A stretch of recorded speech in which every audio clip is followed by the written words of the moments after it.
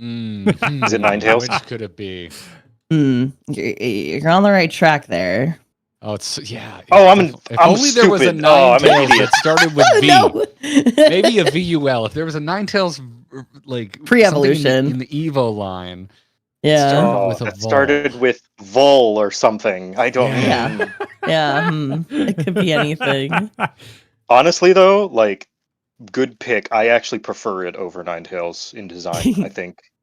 Yeah, it's really I'm not going to say cute. they dropped the ball, but I do believe it is a downgrade as it evolves. Ninetales has that iconic roar, though. I love its roar sound. But yeah, it has like a cry. Yeah.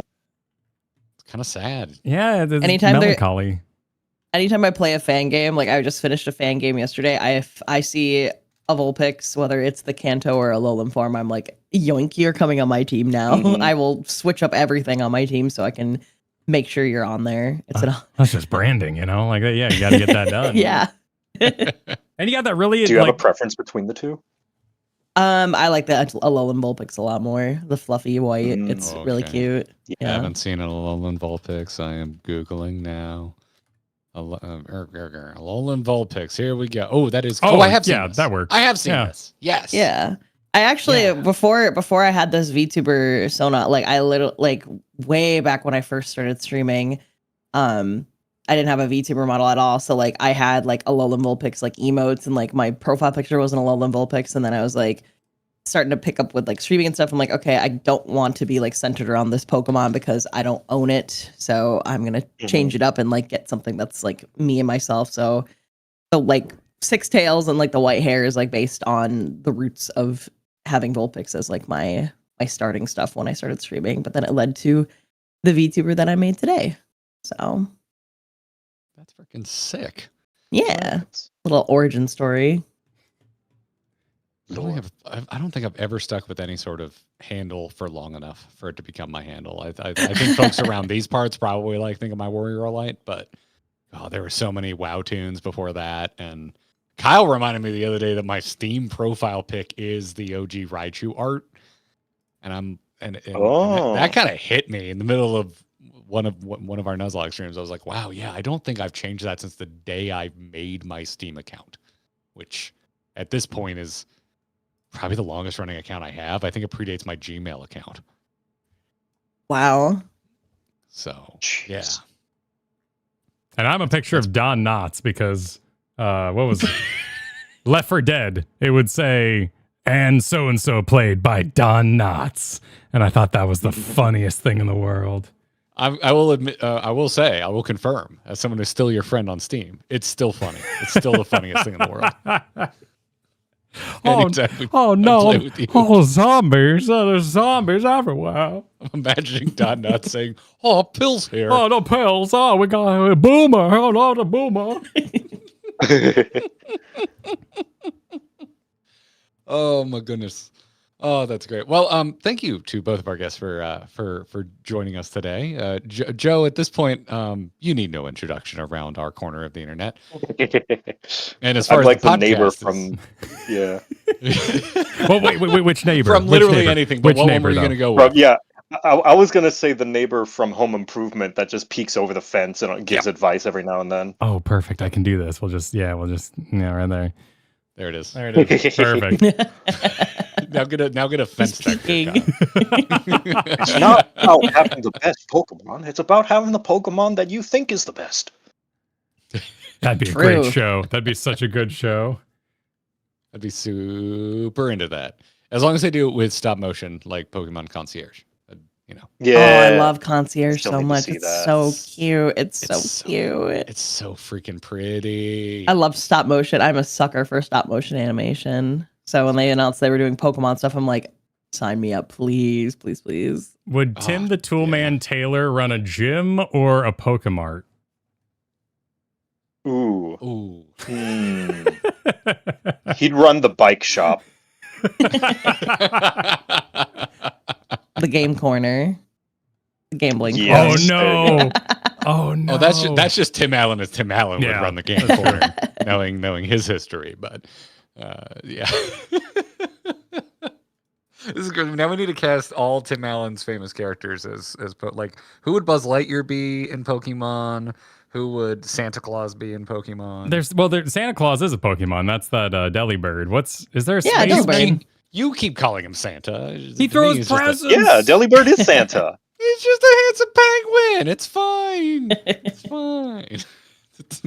Is there like a space? Who's to say Santa's not just a really handsome penguin? I have been exposed to a lot of Pokemon Can't refute memes that. very quickly over the last few weeks, and same. one in particular I enjoy a lot is just smoting Wingull with the most insane attacks you've ever seen in your life. Like, sky is ablaze, some legendary Pokemon unleashing a giant laser just on some poor little seagull. Oh yeah. Oh yeah. Or like someone who just caught Rayquaza goes out to like Route 1 and then fights a Zigzagoon, and they're just staring up at this behemoth. Oh goodness. I think our space options are Soul Rock and Lunatone would probably be our biggest. Buzz Lightyear. You'd think there'd be a Pokemon with like a space helmet on. It would look cute. Make sense. Yeah, there's nothing that comes to mind. I guess they haven't. My brain goes to Oshawott because he just has such a perfectly round head, but that's just his head. It's not a. It's not a. There is a helmet. sort of water strider bug Pokemon that has like a bubble on its head. I forget what it's called. It was in Sun and Moon. Araquanid.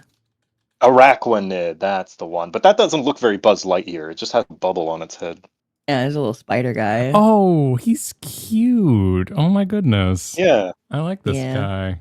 So he's not the water skitter Pokemon that I sadly killed in our run. No, Surskit No, from that would is be Gen 3. Surskit. Okay. Yeah. Same concept though. Yeah, we haven't seen an Araquanid. I'm not even sure if Arachno. I cannot say this apparently. Not even sure I can pronounce it, and I don't think it's in the Gen 4 lineup. No, that's Gen 6. No, 7. Gotcha. Gen 7. Yeah. Oh, okay. So way almost double gens away. Yeah. But yes, so for folks listening to the podcast version, the other voice you're hearing is a highly requested collab, although I think most of those requests for Final Fantasy 14 reasons. But we're here to talk about Pokemon today with Vulpixie. Welcome to the show, Vol. Hi, thanks for having me today. I'm really excited to be here. Thanks for making the time for this. We desperately need the help. We didn't think we were going to make it this far. And at the time of recording this, tomorrow is our final Nuzlocke stream day for a while because we have officially made. So we're playing our first Nuzlocke right now, fully randomized. Wow. And we made it to the Elite Four. Tomorrow is Elite Four day. Ooh. And yeah, we were like, let's get some of our buddies who play Pokemon on to maybe help us not completely fumble this at the finish line. But it's been quite the journey. I am horribly in love with this game format. I'm having a really good time. I feel like it has awoken something in me. To get where you're from, Kyle, I actually don't like. How much are you liking this? Not liking this? Sweating, Kyle. Like, where are you at on? Oh, it's crazy. I love it. I love XCOM and Darkest Dungeons. So the augmented reality that we're running through of meet anything while you're out there and perma knockout is just crazy interesting. So crunchy and an absolute gauntlet of fire for meeting 300 new faces. Like, you know, Gen 1 was mine. That was the last one I played.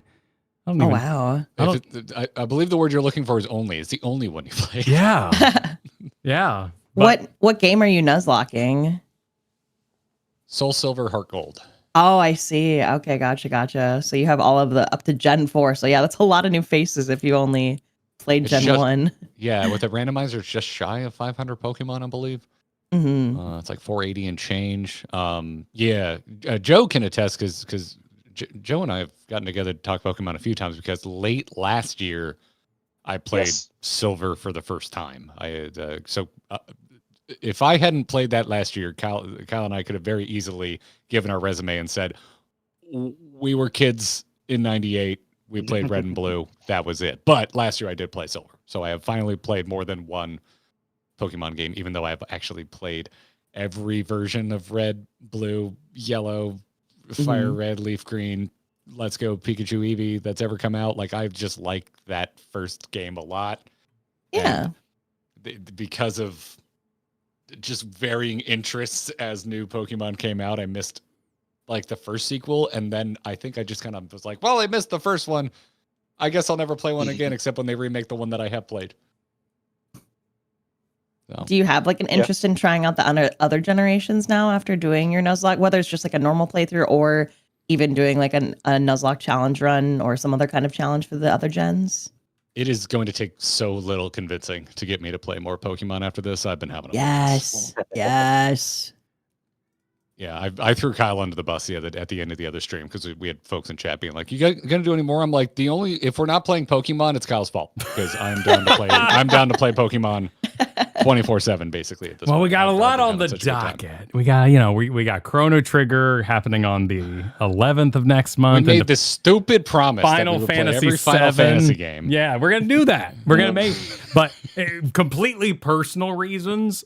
Like I was hoping the Nuzlocke would be accepted by the audience, like people would have a lot of fun. But my 6-year-old's out from school for the summer, so like to get to do something in here. And then be like, oh, dude, did you see that? And he'd be like, whoa, no way. And like, just this house is completely saturated in Pokemon. We watch the Pokemon original series when we wake up in the morning.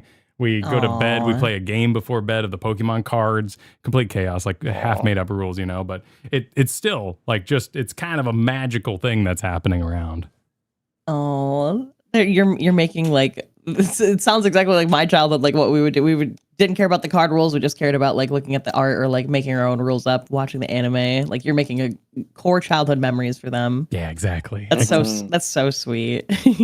So are you becoming cooler in your children's eyes, Kyle, because you're playing Pokemon, or are they think your decisions are cringe and they can't believe your misplays?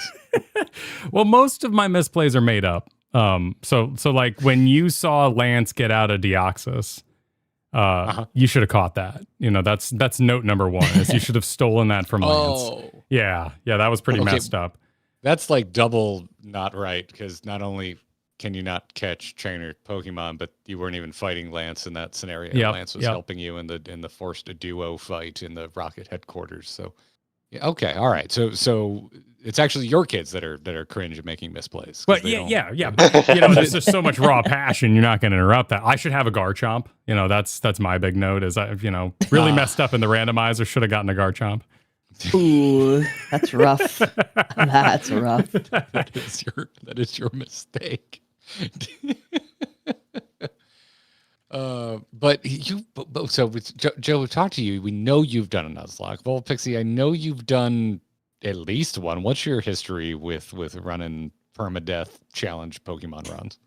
I've done a couple of Nuzlockes. I've done a Soul Link Nuzlocke with Jacob Alfarad where we played Black 2 and White 2. So our Pokemon were linked. So if one of mine died, then theirs would die, and then vice versa. We had to do like we would catch, and it's kind of complicated how it all works, but that was a really fun like challenge run that we did where the Pokemon were connected. So it wasn't just my life at stake; it was all of their Pokemon lives at stake. I've done a Laugh Lock before where it's like a basic Nuzlocke, and my viewers would submit videos to me, and if I laughed, I had to kill off a Pokemon in my party. So I had to resist the temptation. And it just basically speedrun the game with like normal Nuzlocke rules where it's like one catch per route, and I had to nickname them, and if they die for real, kind of a deal. But I like added an extra sprinkling of chaos on top of it. So it's a you laugh, you lose, but you laugh, you lose Pokemon. Yeah, exactly. Basically that. Yeah, exactly. And then I've done like a Nuzlocke through Infinite Fusions, which is a fan game where the Pokemon are fused together. So that was really fun to just try it with other like fan games, not just like the games that Nintendo and the Pokemon Company have made. But wow, I've done a couple of them. Yeah. Did you feel like that particular one was all your knowledge at once, or is it so made up it just doesn't matter and you're learning completely new? Which one? The fusion one. Oh, that completely throws everything out the window because I just had to run by the seat of my pants because all the typings change depending on who's fused with what. And something you think is like resistant is like now quad super effective. So you had to think on the fly. And yeah, it was fun. Infinite Fusion is one of my favorite fan games ever. So it was, even though I was like dying and tearing my hair out, I want to try another Nuzlocke run. I've been aching to do another one. Mm-hmm.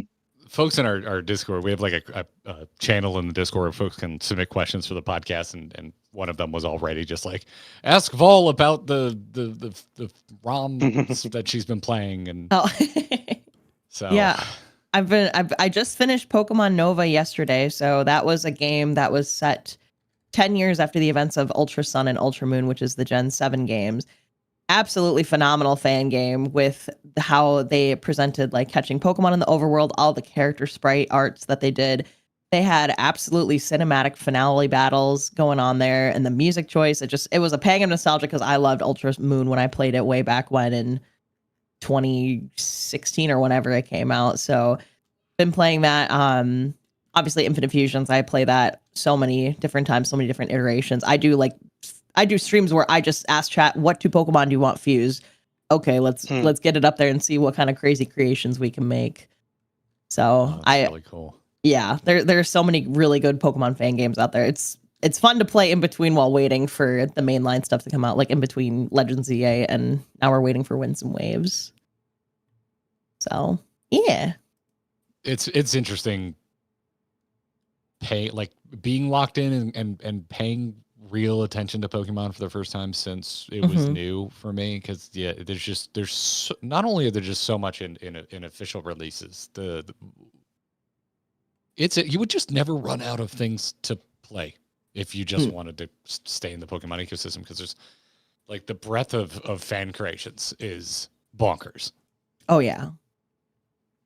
I have a whole huge list of fan games that I want to play, and then even if you don't choose to like go and look at the fan games, there's people doing Nuzlockes like what you guys are doing. There's different ways to play the game. I've seen people do challenge runs where, and I kind of want to try this myself too, but it's like I want to beat this game but only use like the water type Pokemon. I only want to use like a grass type Pokemon. So like the Pokemon has to have grass typing in it in order for it to be viable, but it could be like grass fighting, it could be grass flying, just as long as I have that like one type on my team.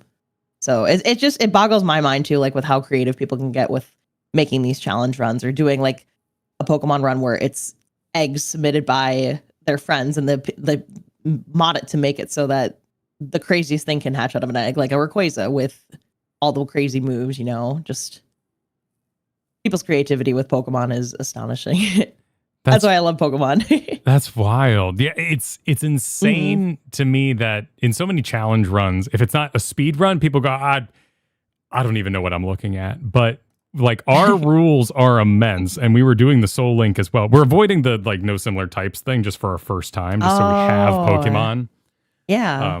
Because well, the no duplicates. Yeah, we're running a duplicate cause for our own catches, but not for each other. But it's only come up, I think, twice.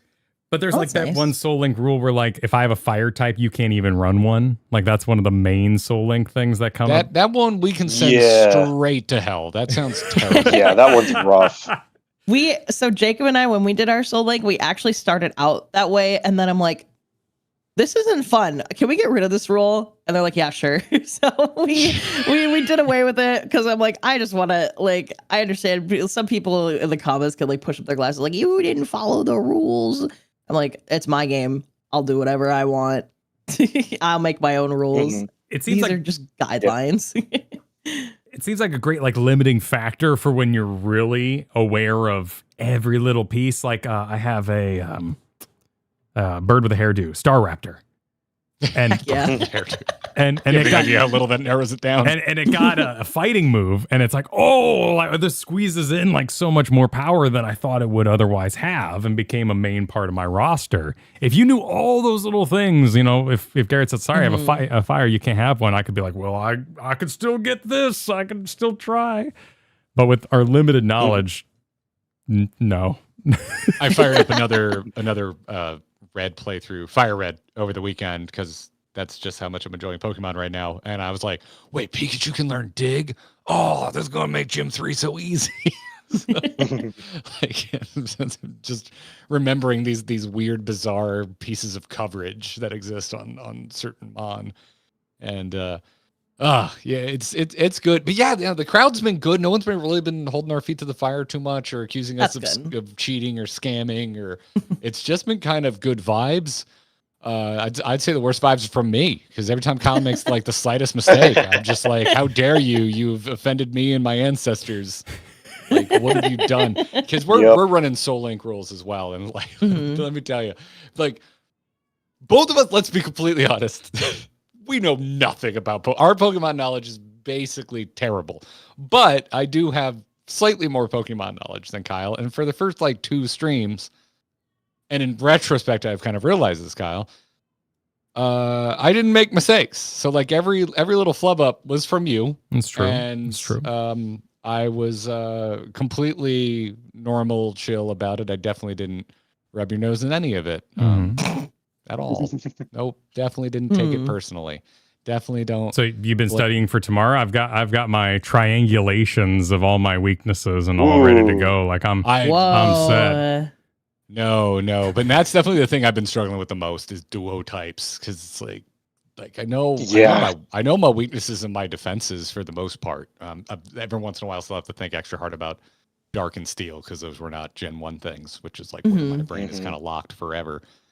Dark's a little easier because I'm like, Dark was a reaction to Psychic being overpowered in Gen 1, and that helps me a lot with Dark. But Steel, I'm always just like, wait, what is Steel? What is Steel good against? What's it? But Steel is so super strong right now in the current gen that you're playing. Oh, really? Okay, I figured, because it's been working out pretty well for me. But where my brain just like completely seizes is just the sheer volume of duo types. In this, since we're running random, like we're just running into so many of them, and I just don't know. And like, there's all kinds of tools that are great out there, but you still you got to like learn the tool, because it's like it's going to be throwing fairy type at you constantly, and you're like, well, that doesn't exist in this gen, and I need to remember that. And yeah, it's the whole thing. And then also I'm running afoul of my own like Gen 1 biases, because like I never cared for fighting type. So it's just like I got to keep remembering like what fighting type is good and not good against as well.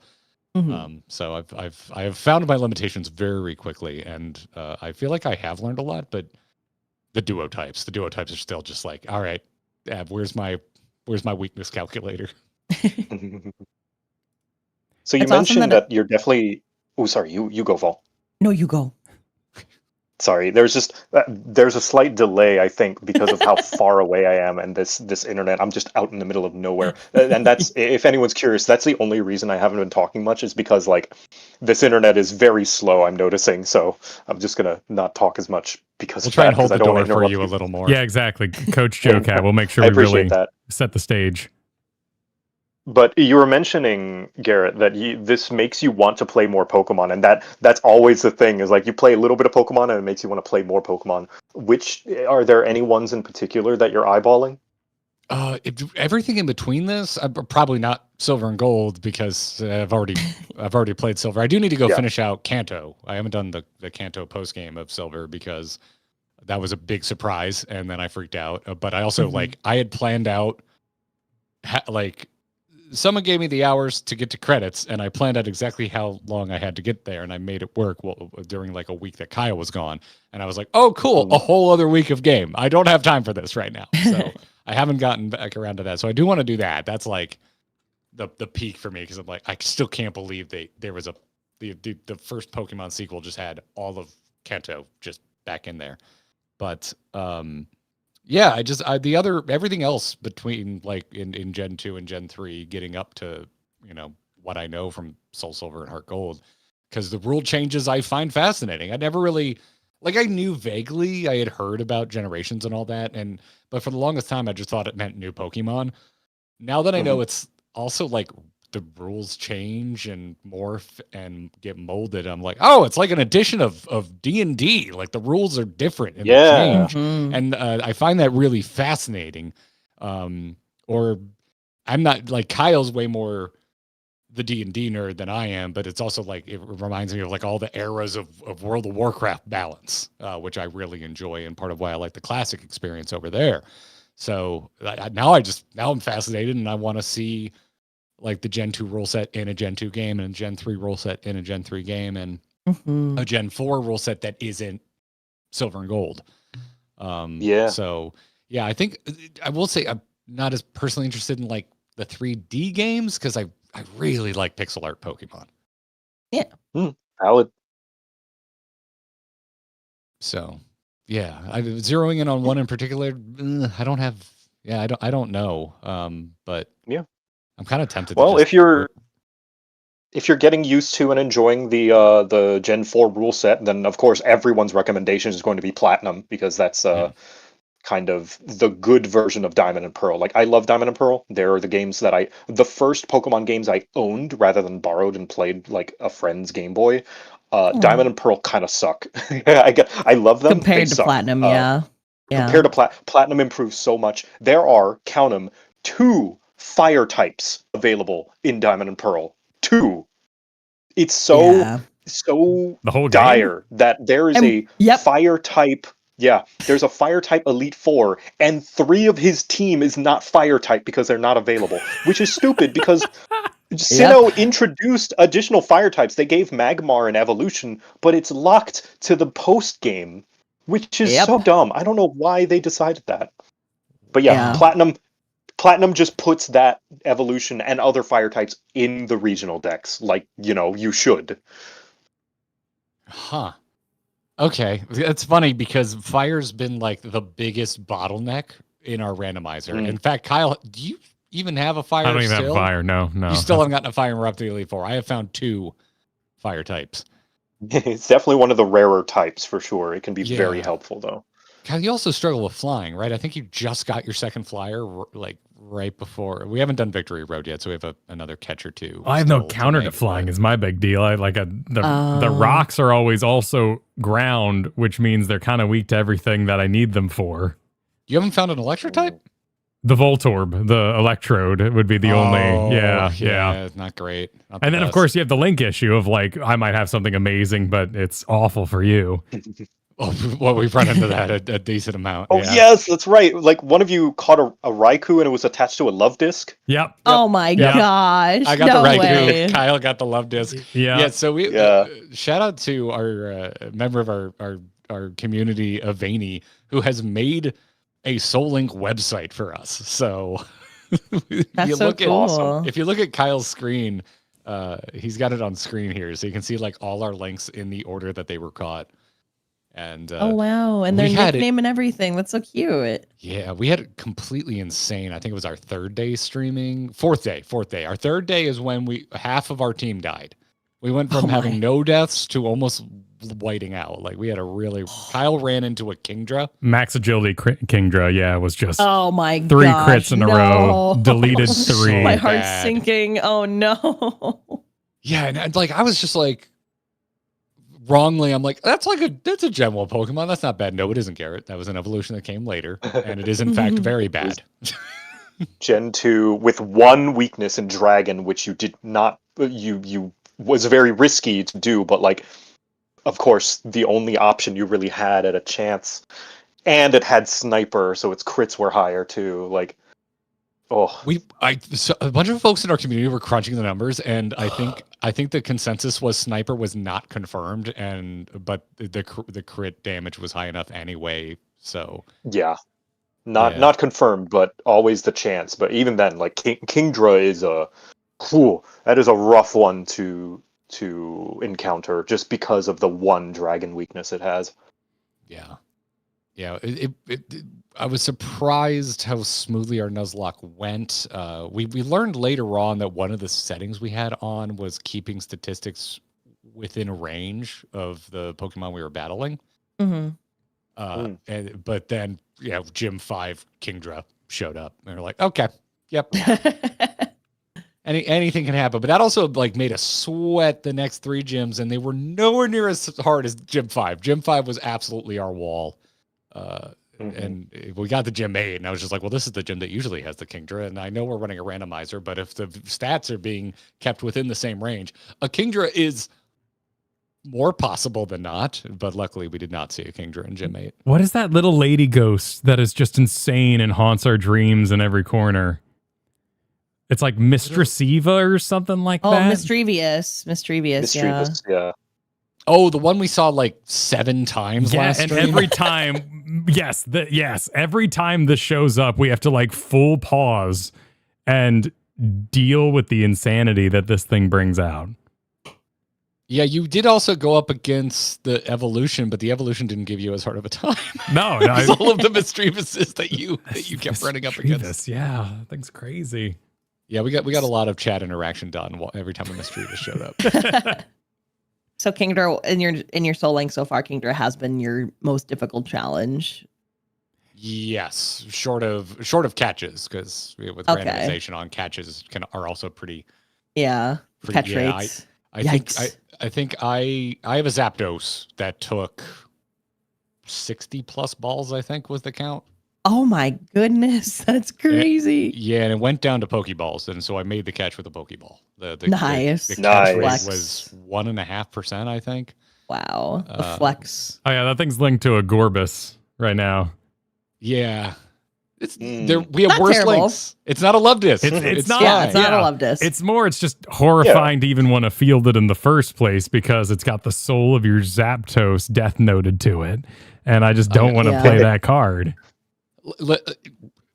What are you gonna do, dude? You're doing me the favor of letting me run my Zapdos. You gotta let it go. You gotta let it. You gotta rip it at some point. I mean, we've You also need gotta- to make the sacrifice for me. exactly. It's true. I mean, we also have like shiny Teddy Ursa, linked to the worst looking shiny Bibarel. Oh no. Oh dear. Wait, is that a naturally? Oh wait, no, this is the Yeah, red the Gyarados. Gyarados. Ah. This answered a big question for me because I was like, wait, is the red Gyarados a guaranteed shiny in a randomizer? And the answer is yes. Yes, it is. Mhm. Yeah, wow. So yeah, so we don't count statics for the root catch. So we were able to get 2 Pokemon out of the Lake of Rage, thank goodness. Yay. Because we've had a good amount of missed catches. I can only imagine. I Yeah. had an Alakazam that teleported. Oh no.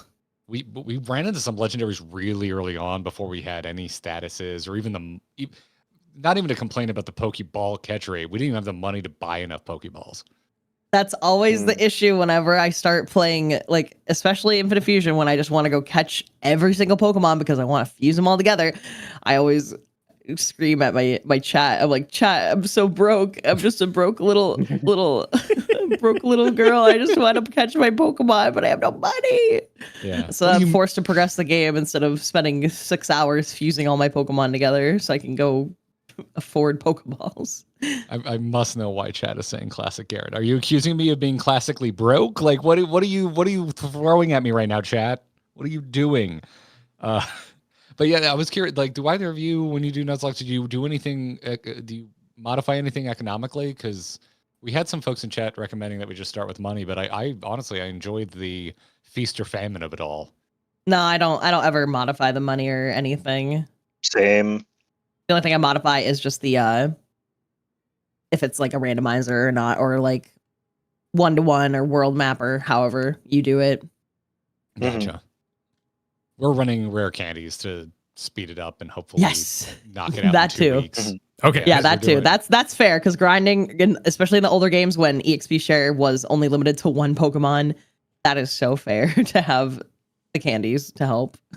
Yeah, I'm going through my new Fire Red I was playing over the weekend, and I was like, "Oh right, I don't get EXP share until I catch 50 Pokemon," and it's just it's a grind. Yeah, I forgot that Gen 1 does that. Yeah. Now I wanted a chill weekend, so I was enjoying the grind, and I didn't have to like talk to Chad and try and make it entertaining. So, but yeah. The teleport part is the classic Garrett. Okay, yeah. I blame all my miscatches on teleport, even Pokemon who could never learn teleport under any circumstance. Joe, go for it. Oh, I was gonna say something my chat teases me about is like I should have just played around the crit. Like it's your fault the crit happened. Like just play around the crit. Yeah, you should have just prepared better for it. Like you didn't see a crit coming. Like that's your fault. I'm like, okay, you know what? You're fair. You're right. I should have played around it. it's a debatable thing of like treat every attack like it could crit, but it's like, oh man, that's playing so scared. I know. Yeah. Before we had our. Oh, go ahead, Joe. You finish first, and then I was going to say what was Kyle saying before. Oh, gotcha. I was going to say that before we had our big 3 death in 3 other very close deaths against that Kingdra experience, I think we were playing a lot more risky because things were just going pretty smoothly. So we would be down to like quarter health, and we're like, I trusted my speed stat. This attack will hit before they hit us. It'll be fine. And then Gym 5 happened, and now we've been playing ultra conservatively. So Kyle, you were saying? I'm scrolling through JoCat's YouTube, and I found Nuzlocke content from 6 years ago. Yep. And I was curious how you came about the activity, or what made you try it. Well, I mean, it's been around for a while. Nuzlocke has been around for like a couple of decades now. So it was always just sort of a thing. Really? That It's was been around that looming long? overhead of like, that sounds fun. It's been around since I was like in middle school. That's amazing that it has so much staying power. Oh yeah. Yeah. And it gave me an excuse to like, because like I was like just kind of starting my YouTube and Twitch streaming kind of career. So I was like, what's a game I really like? Pokemon Platinum. I want to play Platinum, but I want to do something special with it because I like to try and find streams where something unique, like some sort of unique gimmick. And I was like, what's more unique and gimmicky than a Nuzlocke? So I did that, and I failed horribly. I died to Crasher Wake, and people understand as well. Crasher Wake is he's the water type gym leader, and boy, does he give them a good name. Because Lordy Lou, that Gyarados is insane. Jeez. Yeah. And Vulpixie, for you, I see like 2 years ago, but that's around where your channel started. So you just entered doing Pokemon. When did I? Oh my! I don't even remember how long ago I posted my first YouTube video, but I've loved Pokemon since I was very, very young. I grew up with it. And I've been like sprinkling in Nuzlockes. I haven't done a Nuzlocke on the channel in a while. I've mostly been like trying out the fan games and stuff, but maybe sometime soon I will open the Nuzlocke can of worms and dive back in. I look forward to that. Yeah. We haven't complimented you yet. You're like the first person I have emotionally vampired on post me getting through Final Fantasy 14. And your streams were phenomenal. Oh, I appreciate that. Thank you. Very well done. I spent a lot of time crying. It has that effect. It has that effect. Yes, it does. It is responsible for the first time I have ever cried publicly on stream. So thank you, Final Fantasy 14. Thank you so much. Thank you, Final Fantasy 14. But so trying to think of how to word this. How nervous should we be for the Elite Four tomorrow? Well, you can't predict it because it's random. You have no idea what. You don't have. It's not like you're facing the Ghost Elite Four member. You're facing the Ice Elite Four member. You have no idea what's coming, so you just gotta fly by the seat of your pants and just pick a god and pray. Yeah, let me see your team as it is now. Hold on. Let's see it. Let's see it. Let's assess your team, because although we can't anticipate what the matchup's going to be, we can assess the general kind of power and strength of your Pokemon that you've chosen. Good idea. So go back, Kyle, up at the top. Go to current stats. There we go. Oh yeah, look at that. Isn't that nice? This could change a little bit. We have a few more catches between,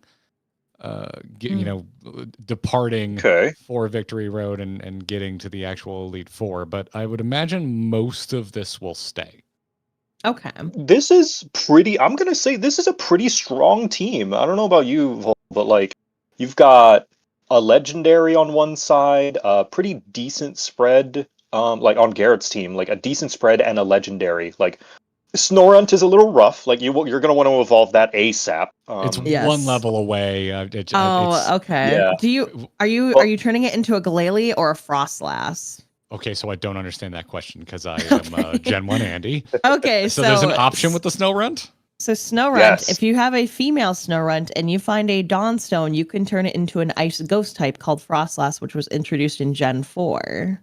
Oh, it's a male Snorunt. Oh, so you are locked to the Glalie option, but Glalie can still pack a punch too. I just thought if you could go Frostlass route, that could give you the ghost typing and then more coverage. Oh, those But aren't yes, equal at all. Oh, Frostlass is so much cooler. What's the? Agreed. Yeah. Oh, dang. Okay. Well, shoot. I Yeah, didn't Glalie- possess the information to be bummed before, but now I possess now that information. Now you're bummed. Ignorance is bliss, maybe. Yeah, Glalie, as you can see, is not amazing. It's kind of an all-rounder, which luckily means that you can build it however you want. The only downside is that none of its stats are amazing, and it's an ice type, so you got to be very careful. But you can make it a tank. It's not going to be very good because it's ice type, or you can make it sort of a support kind of hazard layer, throwing down spikes, throwing down stealth rocks and stuff like that. Yeah, so it's okay, but it's attached to a very good Pokemon. Mhm. So, Yeah. meanwhile, That's the problem for sure. Yeah. Meanwhile, on Kyle's team, Kyle's set. Like Kyle is set for life. As You've long as got you don't a encounter legendary- electric types, just no electric Yes. types. You have 4 Yeah. Pokemon that are weak to electric types, but as long as you don't have that, then you're solid. You're very good spread. Mhm. Yeah, you've got Staraptor is probably the best Pidgey clone. In fact, right now in Pokemon Champions, it just got a Mega Form that is sweeping the nation. Like, Oh yeah. Staraptor's great.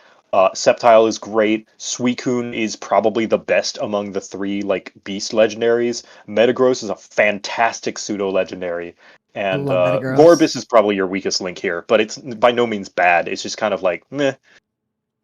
Right here. Well, I've got bad news. Huh. When we were, kicking trash in Team Rocket Base, Lance showed up, and it's a seeded game, and I fought alongside his Zapdos, which means he has a Zapdos in his lineup at the end. A bunch of folks have been commenting on the YouTube that is not. It's not the true. case. But I haven't. Yeah, no it one's might been just able be to randomized for that and not the actual like Elite Four encounter with him. I want to lean towards that. Yeah, the Hmm. Elite Four encounter, he's not going to have a Zapdos. Okay, that'd be nice. He could. Because doesn't he feel the Dragonite in the normal game, and you do fight him with a Dragonite at the end of Silver and Gold? Yes, I still don't think that's the same Dragonite, if that makes sense, that you fight in the Elite Four. Like, he'll have different interesting. moves and stuff. Yeah. Oh, so the Dragonite that he fights with in HQ is tuned differently. So Yeah. probably so it doesn't just one Yeah, shot. it won't be everything. tied together. Oh, I guess it was. If you're concerned with the Zapdos, if you can teach Metagross a rock type move, that Mhm. could be like the pivot and like the saving grace, because Metagross is pretty bulky. That's really like the only preparation you could do for that. Other than that, yeah, Kyle's team is fantastic. Garrett's a little on the lesser side with bulk with like Muck and Roserade and Torkoal and all that stuff, but it is not impossible. I've seen like worse teams still succeeding in Nuzlocke. It really just, it's all up to fate. It's all up to the randomizer. If you get put with like Pokemon that you could just completely sweep. Like, I've done Elite and Four encounters where I've encountered like, I think I did it where it's not like where you guys, where like the levels are like scaling or the Pokemon are scaling, and I've faced like little babies in the Elite Four. So you guys have a little bit more of a challenge, but all you can do is just, yeah. No, go ahead. Yeah, I was about to pull the car over because chat is now admitting that they have all been lying to us about how Lance is coded because they wanted us to prepare for what we saw and then get punished for that preparation. And in that case, it's all right. Listen, chat, I'm a little busy right now. We're doing a podcast, but don't worry. I will come back and ban every single one of you in post. I was going to fight so hard to put Dawn Fan on the team tomorrow so that he could. Wait, he's ground. I would say if there's a slot, Kyle, that's the most likely to get switched up, it's probably our Slowbro Poliwrath, because we're pretty much running those two just to catch Pokemon, because both they're linked and they can sleep Pokemon, which has helped us catch almost everything we've caught. Mm-hmm. If you were to take those guys out, what are you thinking of replacing it with? Or does it maybe depend on like the catches? Because you said you have a couple catches left. Yeah, we do. I don't know, because Kyle, Vol mentioning, even though you don't need to prep for a Zapdos, but Vol, you mentioning teaching Rock to Metagross is like, you do just kind of have a hole for any sort of electric threat. You don't really have a good way to deal with it. Well, and my choices are so diverse, you know, like that's why I was terrified by the Zapdos, right? Because that's ground is going to be awful. So yeah, right now I'd probably make a play for Aggron because he's got rocks. Aggron, how good? That's your Kangaskhan. Oh god, just a normal. I don't know if I want to. Well, Kangaskhan is still I mean, normal type. It does only have the one weakness, so that is a positive. And it can hit hard. It can just be like that like neutral wall if you need to like switch out and like have a tank a hit. It could be a viable option. I do like Aggron's a cool guy, and with the steel rock coverage is very nice. And it has adamant nature. Oh my gosh, an adamant nature Aggron is so good. That's like the best you could get. So adamant means plus attack minus special attack, and it's like stats. So for Aggron, who only uses physical moves, it is the best nature that you could get to help boost its physical moves. Like that's really, really good. Oh, very cool. Yeah, that's really awesome. Yeah, the two like main natures you're looking out for, the most common like offensive ones are adamant and modest. Modest is adamant, but like reverse, lower physical attack, higher special attack. Oh, and you want that on your special attackers then? Yeah, exactly. That divide's been really fun to figure out. Like I briefly, Rip from Kingdra had a Mamoswine, and that strategy of like, hey, this comes with a bunch of attacks that aren't actually good for it. Can you put anything good on this guy? Yeah, that was a unique discovery. Is probably one of the. Who goes first? You do. No, you. No, I insist. Joe goes. Okay.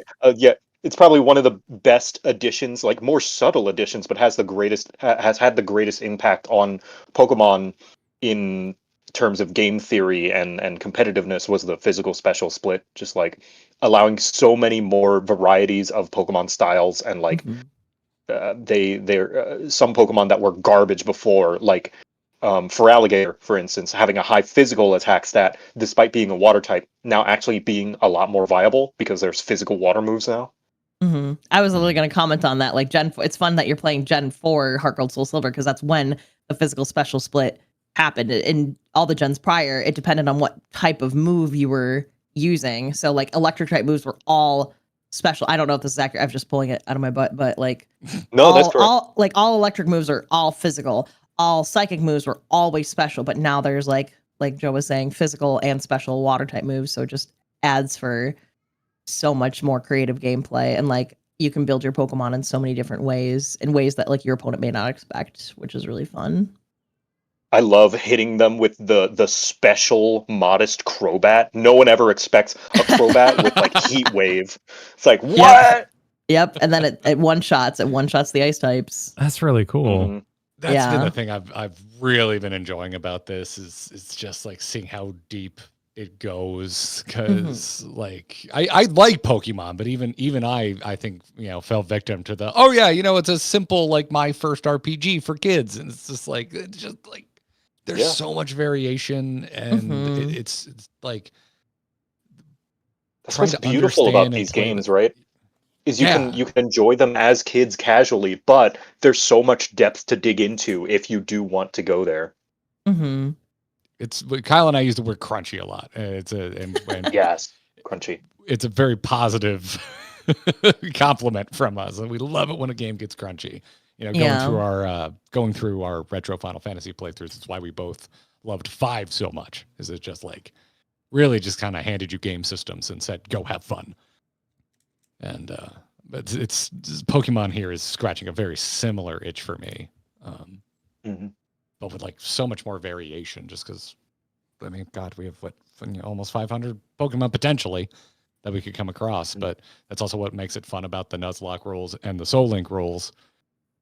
Like, I wouldn't be running half of this team if I didn't have to.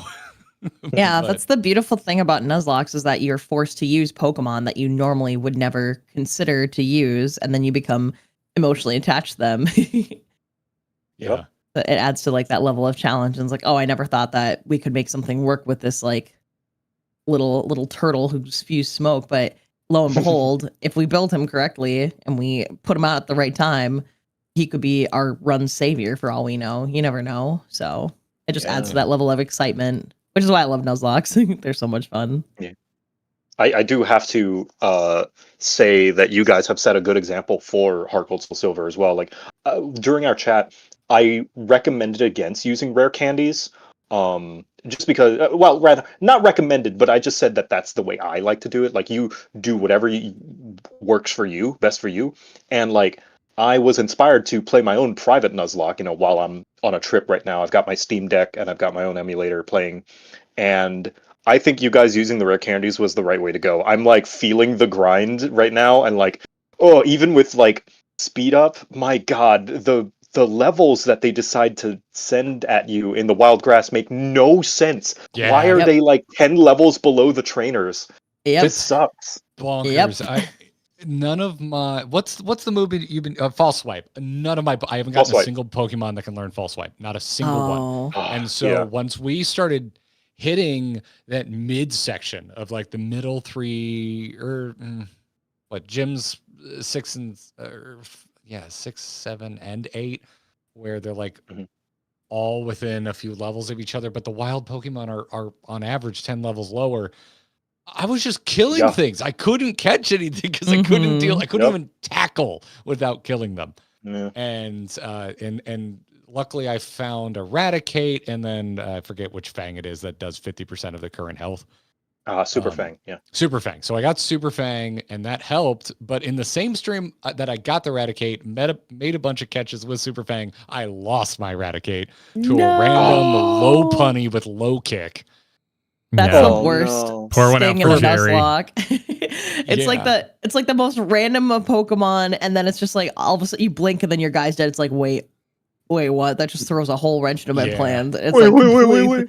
Yeah, exactly. Yeah, or Bunary. It was jump kick. Yeah, sorry, not low kick. Poor Eradicate. Yeah, his name was Jerry too, which made it all the more funny. Just like, no, Jerry, God, why? Poor Jerry. Anyone but Jerry. Like, did catch the Bunary, but ever since then, like catching has been tough. It has been. I can only imagine. It's been a hard time, but we've managed. We're finally past that weird long midsection of Silver and Gold where the wild Pokemon levels are just abysmally low. Yeah. So we've been able to make some more catches, as evidenced by the fact that Kyle also has an Uxie in reserve. What? Vulpixie, what Pokemon have you made it to the end that you said surely not, this would never work, and ended up being one of your favorites? It's actually been so long since I've done a Nuzlocke run because I've been like hyper fixated on like playing all these new fan games. I need to go back and look and see. I guess, it's kind of like a Nuzlocke, I guess, because like, it's Pokerogue, which is like a fan game where it's a roguelike where if you completely wipe your team, you have to start all over and you're trying to climb through all the floors. Pokerogue. Yeah, Pokerogue is really fun. I'm addicted to playing it in my off time, but it's a web browser game that you can play. And you start out with Pokemon, and then you catch them throughout the routes, and then you do trainer battles. In the classic mode, you try to make it to floor 200. I remember specifically doing a run where I had a Galarian Moltres. I was like always before like, it's just a cool little bird, but it literally saved my entire run with the egg move that it knew, Oblivion Wing, which is normally Yveltal's signature move, which is the legendary from Pokemon Y. It's a move that can heal you as you attack Pokemon with it, and then coupled with its ability that allowed it to like boost its special attack, like it was just like sweeping everything. It's like, wow, I never would have considered this bird before, but then randomly picking it up on my Pokerogue run made me super fall in love with it. I'll have to go back and like check. It's been a very long time since I've actually done a Nuzlocke, so maybe it's my sign to finally do one again. I have a very similar experience, not like I think my first time playing something roguelike-esque, and that's the Battle Tower. Or rather the Battle Frontier in Pokemon Platinum, they have like 5 different towers that you can go to, and there was one called the Battle Factory that was essentially a roguelike mode where you rented Pokemon. Like, yes, and I think they give you like a set of Pokemon preset. That's where I learned about like special attacking Heat Wave Crobat, was because they would give you all these Pokemon with weird sets and weird ideas, but they're like low tier competitive Pokemon. So like it got me to really appreciate things like Muck, like special attacking Crobat, like Hypno, and just all of these Pokemon that I would never consider. And I'm like, okay, this is neat. Or like what's it called? Stalling Cradily, like just Cradily with Leech Seed and the one where you plant roots and start healing, and Toxic and Recover, and it's like you just sit there and just slowly whittle away the other Pokemon, and it's great. Oh, that's sick. I'm trying to. I don't think I've really had a surprise MVP of our run, Kyle. Like mostly just using him for catching, but probably Slowbro. Like I have replayed every version of Red tons of times. I don't think I've ever fielded a Slowpoke or a Slowbro on purpose.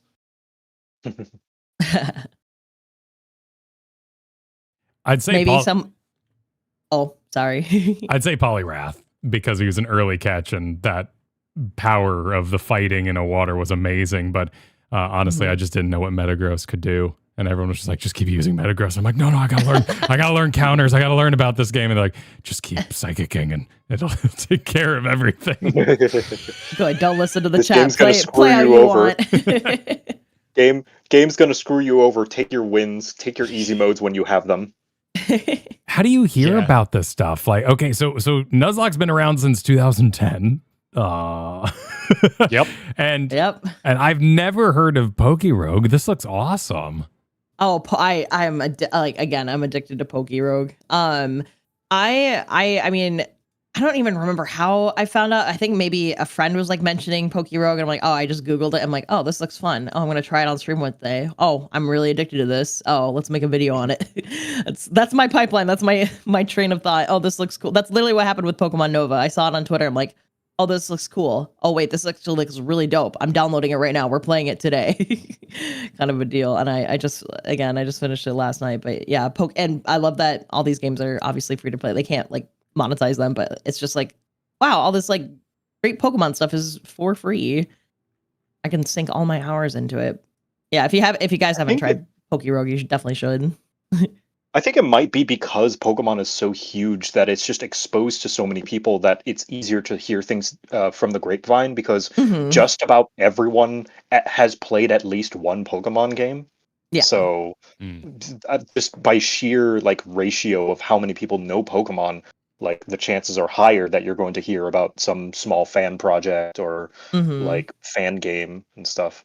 Like the other like open world survival crafty Pokemon game, I forget what it's called. Pal World? No, not Pal World. I mean, it's actually Pokemon. But yes. I was like, Is it Cobblemon? No. Not Cobblemon. No, not Cobblemon. Although Cobblemon is cool. Chat will know. It's in the style of Gold and Silver and Crystal. You get to pick how your trainer actually looks, and you actually like use your Pokemon. Right. Yeah, you use your Pokemon to cut down trees and craft a camp or like a cottage. I forget what it's called. Pokemon. No. Crystal Clear, Prism. Wait, hang on. Chat is like now saying all these Pokemon names. No, it's not a ROM hack. It's somebody built it like from the ground up. Oh. Someone will know. Oh, I'm so curious about this now. I'm just gonna like put the description, because I wonder if like anybody in my community might know, because they know a lot of they've suggested a lot of fan games to me. Oh, Pokemon Wilds, is that what it's called? Hold on, let me look it up. Pokemon. Wilds is what I'm finding. Ooh, I've never heard of this. Yes. Adding it Pokemon to the Wilds, list. yes. It's a genuine like actual open world. I believe it's randomly generated, and you like chop down trees and like craft a camp and stuff. And this looks so cool. Wow. Survival crafting Pokemon game. Yeah, I'm looking at it right now. Oh, and it's Pokemon Color graphics. This is Yeah, Mhm. Game Boy cozy Color. looking. I've added that to my list of games to play alongside, I think, at least 20 other fan games that I have expressed interest in. I'll never be short on Pokemon fan game stuff. That's for sure. I think it's like anything else, Cal. I think if you just stay plugged into Pokemon, you're gonna find out about all this stuff. Oh yeah, for sure. That's Or so just read cool. our Discord. Our Discord has just been a waterfall of fan game and ROM hack suggestions. Yeah, mostly yeah. mostly the waifu one, which wouldn't help me learn anything. Excuse me, what is this? Momon? Yeah, For there's research purposes, Moemon. Moemon. Oh, Yeah, Moemon. I've heard of this Yeah, one. Moemon's classic. Oh, I got Mhm. sent this. Yeah, the sprites are sick. Like the sprite art is really good. Mhm. I wouldn't say they're. This is just me. This is my taste. I'm not throwing shade at anybody. I wouldn't say they're waifu. They are very cute. Mm. I've been learning all kinds of things this playthrough.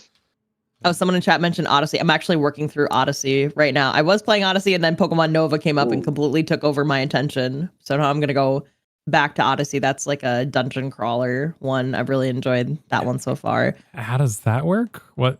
So the story for Odyssey is you are like a part of an exploration guild, and you're exploring like the 8 levels of this Yggdrasil tree. And we're trying to find like a missing family member. And so there's like really hard Pokemon that you kind of like think of like alpha Pokemon. For those who have played Legends ZA or Legends Arceus, you run into those, and then in order to like progress through the puzzles or like progress through the different floors, going deeper and deeper into the world tree, you have to fight like the captains, kind of like the gym leaders, kind of a deal. It had all my attention, and then like I said, Nova came out, and then I was like, we're gonna pause on Odyssey for a little bit because I was just way too intrigued. Oh yes, I just recently this recently reached 1.0, didn't it? Yeah. It recently just fully finished the game, so that's like what inspired or like what encouraged me to pick it up. It's based on Itri and Odyssey. Some people in chat are saying it's based on that. So interesting. And Nova is based on that alternate universe world that you briefly visit in Ultra Sun and Ultra Moon. Yeah, they completely expand upon it. It's so good. I literally was bouncing in my seat and screaming yesterday from how awesome the finale was. I loved it. But for sorry, go ahead. No, I was gonna say, so I mean, if you had to recommend like one fan game or ROM hack for us or just anyone listening, like what do you think is either the best place to start or what's just your favorite? Infinite Fusions. They just came out with they've come out with part 1 of Hoenn, but Infinite Fusion is based in Kanto. So it is a Kanto game, and they have they don't have all of the Pokemon fused yet, but just seeing like how your favorite Pokemon can be combined together. There's like at least 300,000 custom sprite arts that people do. And it's not just like fusing the 2 Pokemon together, but sometimes they can fuse together and all of a sudden you get Minecraft Steve as your Pokemon. So there's like funny memes and references that can suddenly appear in your game. That is a huge recommendation. Like Infinite Fusion, I've sunk in so many hours into it. I've done real life in person. Like this past weekend, I went and did a panel at a convention where I had people come up on stage and guess what 2 Pokemon made a Pokemon fusion together. Like that's how much I love Infinite Fusion. Is I'll go and like perform shows, I'll do streams where I just fuse the Pokemon. Someone in chat suggested Too Many Types. That is also a really fun one, made by my friend Jacob Alfred. They did where it's like they made all the new types, like the baby type or the sus type, or they just like add 80 plus types, and it's still the same game. It just makes it it can be a little challenging if your Pokemon knowledge isn't like, you haven't played Pokemon like as much as like someone like me has. Even for me, like it was still a challenging game because it's like you don't know what the type chart is, like you don't know what's super effective against what. So some people have Nuzlocked that, like props to them. I could never Nuzlocke a game like that, but if you're a Kanto lover, Infinite Fusions is the go-to. And then I think the post game you can go over to Johto, so it's kind of like Heart Gold Soul Silver reverse where you go from Johto to Kanto. So yeah, you can. It's 16 badges. It's hours upon hours upon hours of content. Absolutely phenomenal. That would be like my number 1 fan game that I would recommend is the Fusions one. Mm-hmm. Cool. I haven't played many fan games myself, but I do know quite a few ROM hacks that people swear by.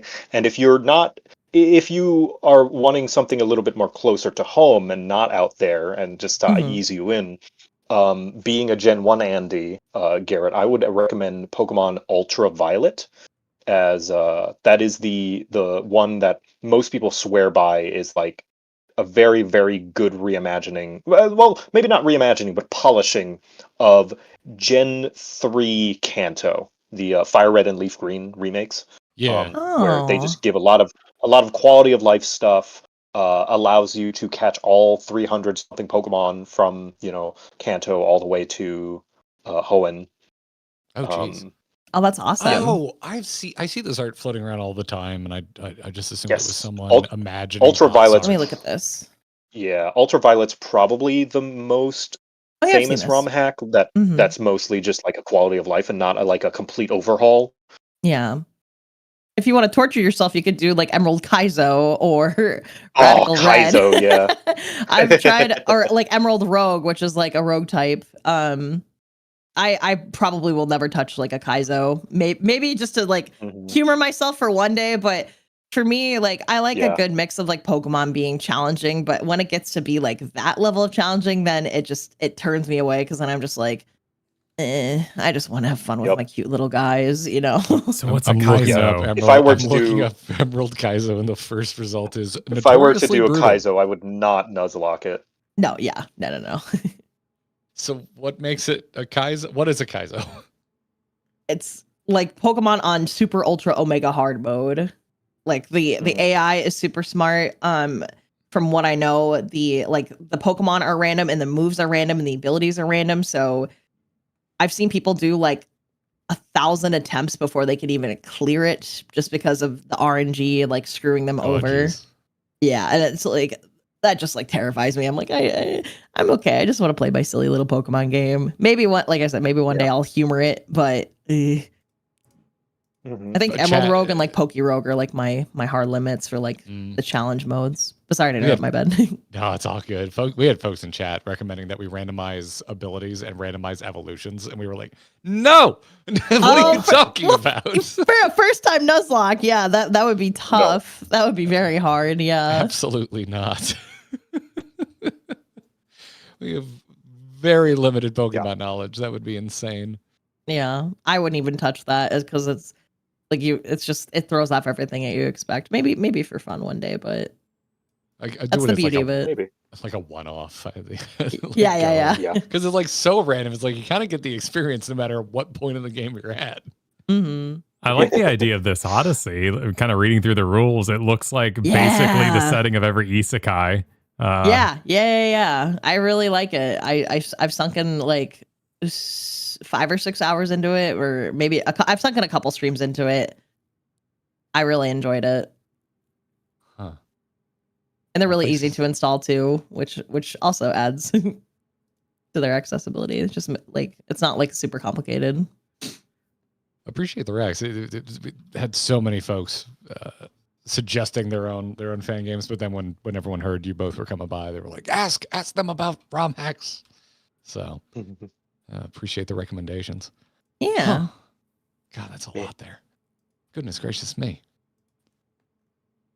So have either of you messed around with Heart Gold Soul Silver for Nuzlocke or Randomizer, or not for a while? But now that you guys are like doing again, I'm like feeling the spark and like trying to like revisit my old Nuzlocke content. I'm like, it has been a while since I've like touched these games, either vanilla or otherwise. So it might be time to revisit the good old Johto region.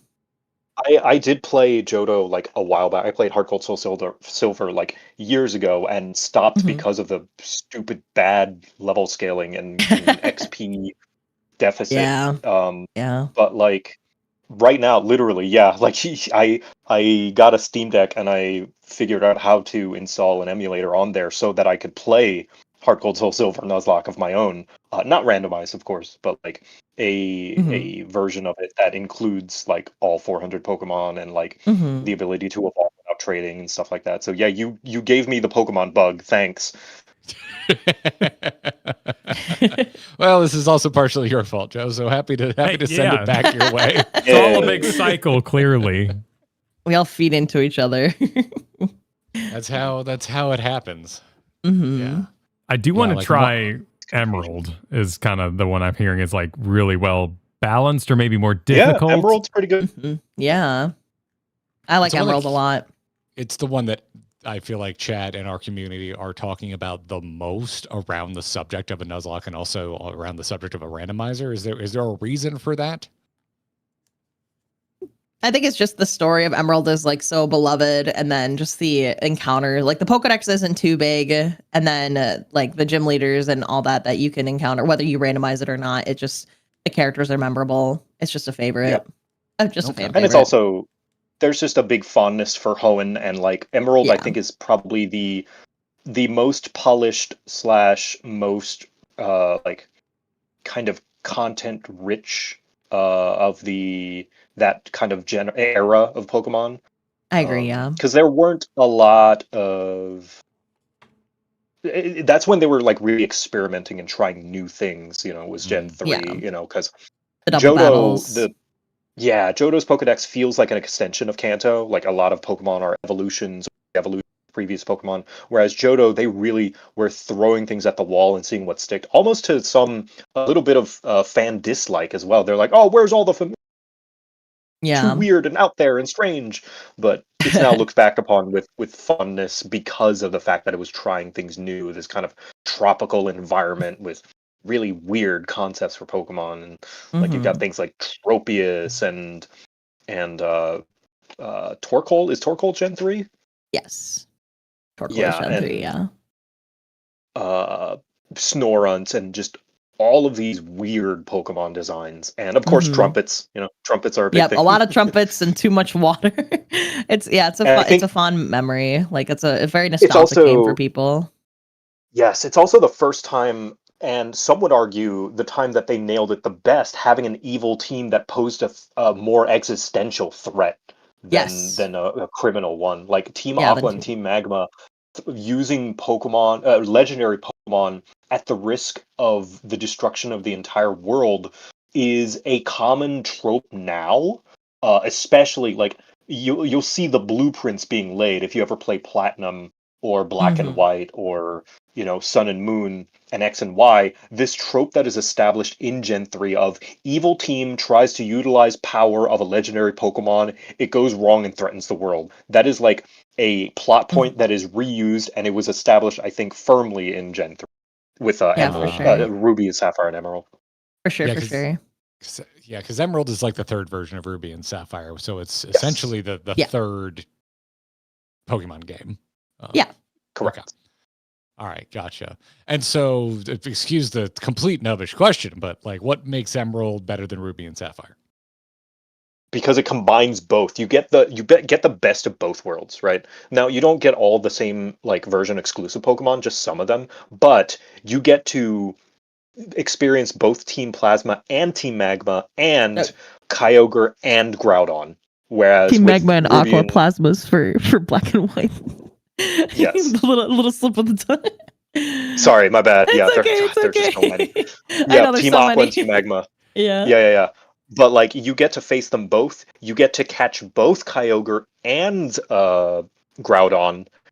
And the third kind of it's weird because Rayquaza in Ruby and Sapphire is kind of there, but he's just kind of hanging out. He's just kind of like a cool secret super boss that you can find and catch, whereas he's implemented in the plot in Emerald as like an actual like third like reveal boss that's like, oh, we've got the god of the land and the god of the sea duking out, and now we've got the god of the sky coming down to slap them both. And it's like, it's cool.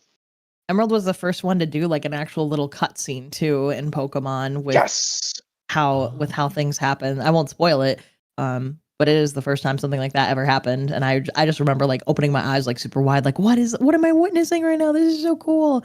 And then I know I can't remember who said it, but someone like doesn't prefer the 3D, or I could be wrong, but like the 3D games, but like ORAS, which is like Omega Ruby Alpha Sapphire,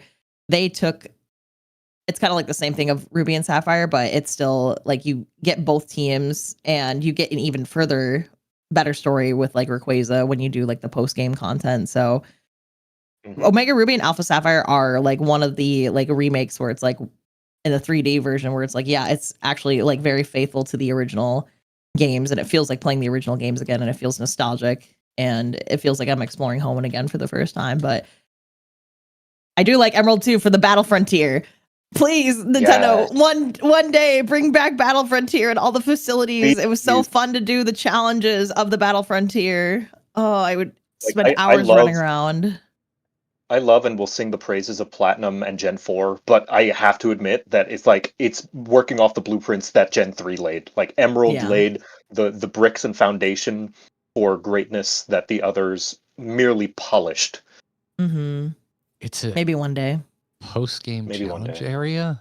Yeah, so there's like 7 facilities, and you can challenge these facilities and then essentially earn like gym badges, like frontier symbols from them. And so one place you are like randomly running through doors, and then your Pokemon may get like a status effect, or you may have to like fight an opponent. One, I think Joe was talking about it earlier, the Battle Factory, where it's like you get all random Pokemon and you have to keep winning your way up the Battle Factory floors in order to challenge the Frontier Brain.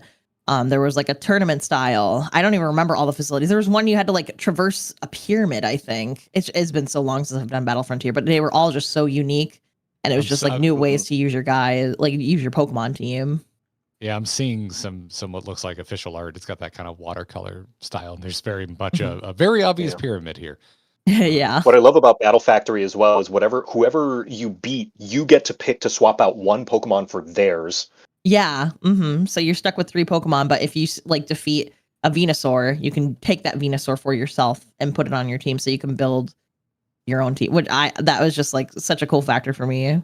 Oh man. Mm-hmm. Oh, that sounds awesome. I'm so glad you stopped by. You're lighting my brain on fire with other Pokemon experiences that I want to have. Well, that's it's like Endgame. That's really neat. I haven't really, again, coming from Gen 1, I don't really think about a Pokemon as having an endgame besides catching Mewtwo, and then cursing the fact that I use my Master Ball on a freaking Articuno.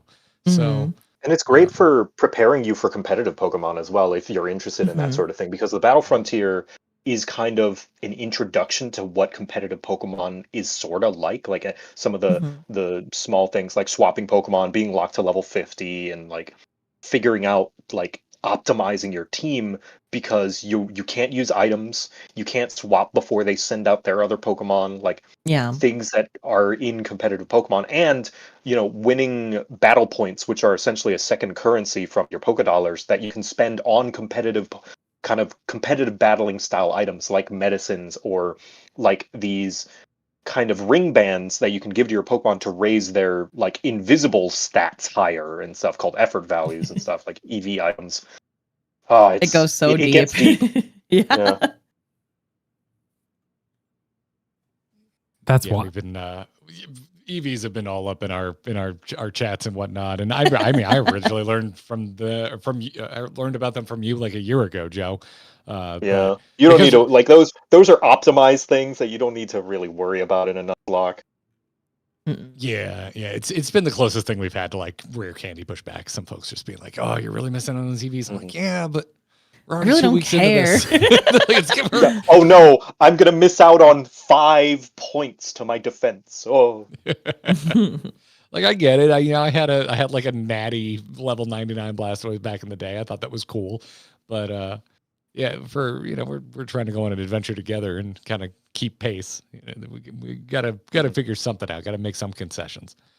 But God, jeez. So that Battle Frontier is part of which game? Emerald. That's Emerald. Okay, so Emerald sort of evolved an Endgame, and then that went on to so from the outside, from the complete outside, you kind of you're playing MMOs, you kind of poke your head up, you go, what's everyone arguing about over there? And you go, that's kind of crazy. Something about Windows not being high enough fidelity. Okay. And you go back in your I don't know modern Pokemon hole. Was that is that considered sort of a golden era of Pokemon, or has it continued to evolve in a great direction? It's just that there are those Poke haters that just kind of jump on the bandwagon every time. There's you go first, Paul. Okay. I've seen, as someone who has played every single generation and played multiple of the spin-off games and seeing where things have gone, There with every generation, there's positives and negatives, and I've seen like good things happen with different gens. Like for you're always going to get your band of complainers, but for the most part, every time I play a Pokemon game, there hasn't been a time where I haven't not enjoyed myself. Like with Gen 5, a lot of people complained there's no original, like Gen 5 completely wiped the slate clean, and they said we're only doing new Pokemon until the post game, which I absolutely loved. I thought it was like cool that it was like forcing you to use the new Pokemon and like try and build a new team and get used to the new characters. Some people didn't like that. I liked how the Gen 5 sprite art looked, and then the transition, to 3D. I was like, oh, this is kind of like a downgrade for me, but like I can see where they're trying to go with this. I still enjoyed the story of like X and Y. For me, I'm excited to see like how things are growing and evolving with like Pokemon going in the 3D direction. Again, with like every game, there's positives and negatives. Scarlet and Violet, I love the story. Like, personally, I really liked how you could wander around. The negative is that like some of the routes looked all the same. The graphics were really bad. It is not a very pretty game to look at. If only it was like a pretty game to look at, Scarlet and Violet would have been like super high up there. But again, yes, the graphics were bad. It didn't destroy my time from enjoying like the game. And I enjoyed the finale. I like the Pokemon from it, So it's like a mixed bag, but especially with Winds and Waves coming up, I am personally very, very excited and optimistic about how the game looks from the trailer. And I'm hoping that, we can be like, I think the phrasing is like cautiously optimistic. It's like, I'm hopeful that it'll be a good game, but also I am prepared to like give the constructive criticism and say like, yes, I didn't like these parts about it. Would I still play the game? Yes, I'll still play the game despite the criticisms, but I will like voice it and say like, and all that stuff. Yeah, I pretty much mirror mostly everything Vol says in a similar vein. Like, as far as general consensus of the fan base, I think Gen 5 was rocky. Gen 5's weird because when it came out, people hated it, right? But now you never know what you have until it's gone, right? Now people look back on it with such like, I don't want to say rose-tinted goggles because it's warranted. Like Gen 5, I do think is amazing. Like people do look back at it and they didn't realize what they had until it's gone because I feel as though 3 to 5 is what people like to consider in a sort of golden era. Yeah. A golden age for Pokemon. It was 3 to 5. Yes. Gen 6, although did kind of peak Pokemon's popularity because the move to 3D was such a massive marketing thing. Oh, they're all moving in real time now, and that's massive market appeal. That is kind of the point where a lot of people say was the start of rolling downhill of Pokemon, because that was the first time where a lot of features introduced in the previous game were no longer mainstays and did not carry over. And people will call it removing features. I don't know that I would go that far, but it's certainly features in previous games not kind of coming back.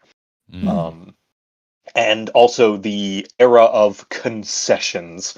Pokemon moving to 3D and the continued expansion of the Pokedex unfortunately means that development concessions need to be made elsewhere, because the scope of the game gets bigger and bigger the more Pokemon they add, which is not going to stop.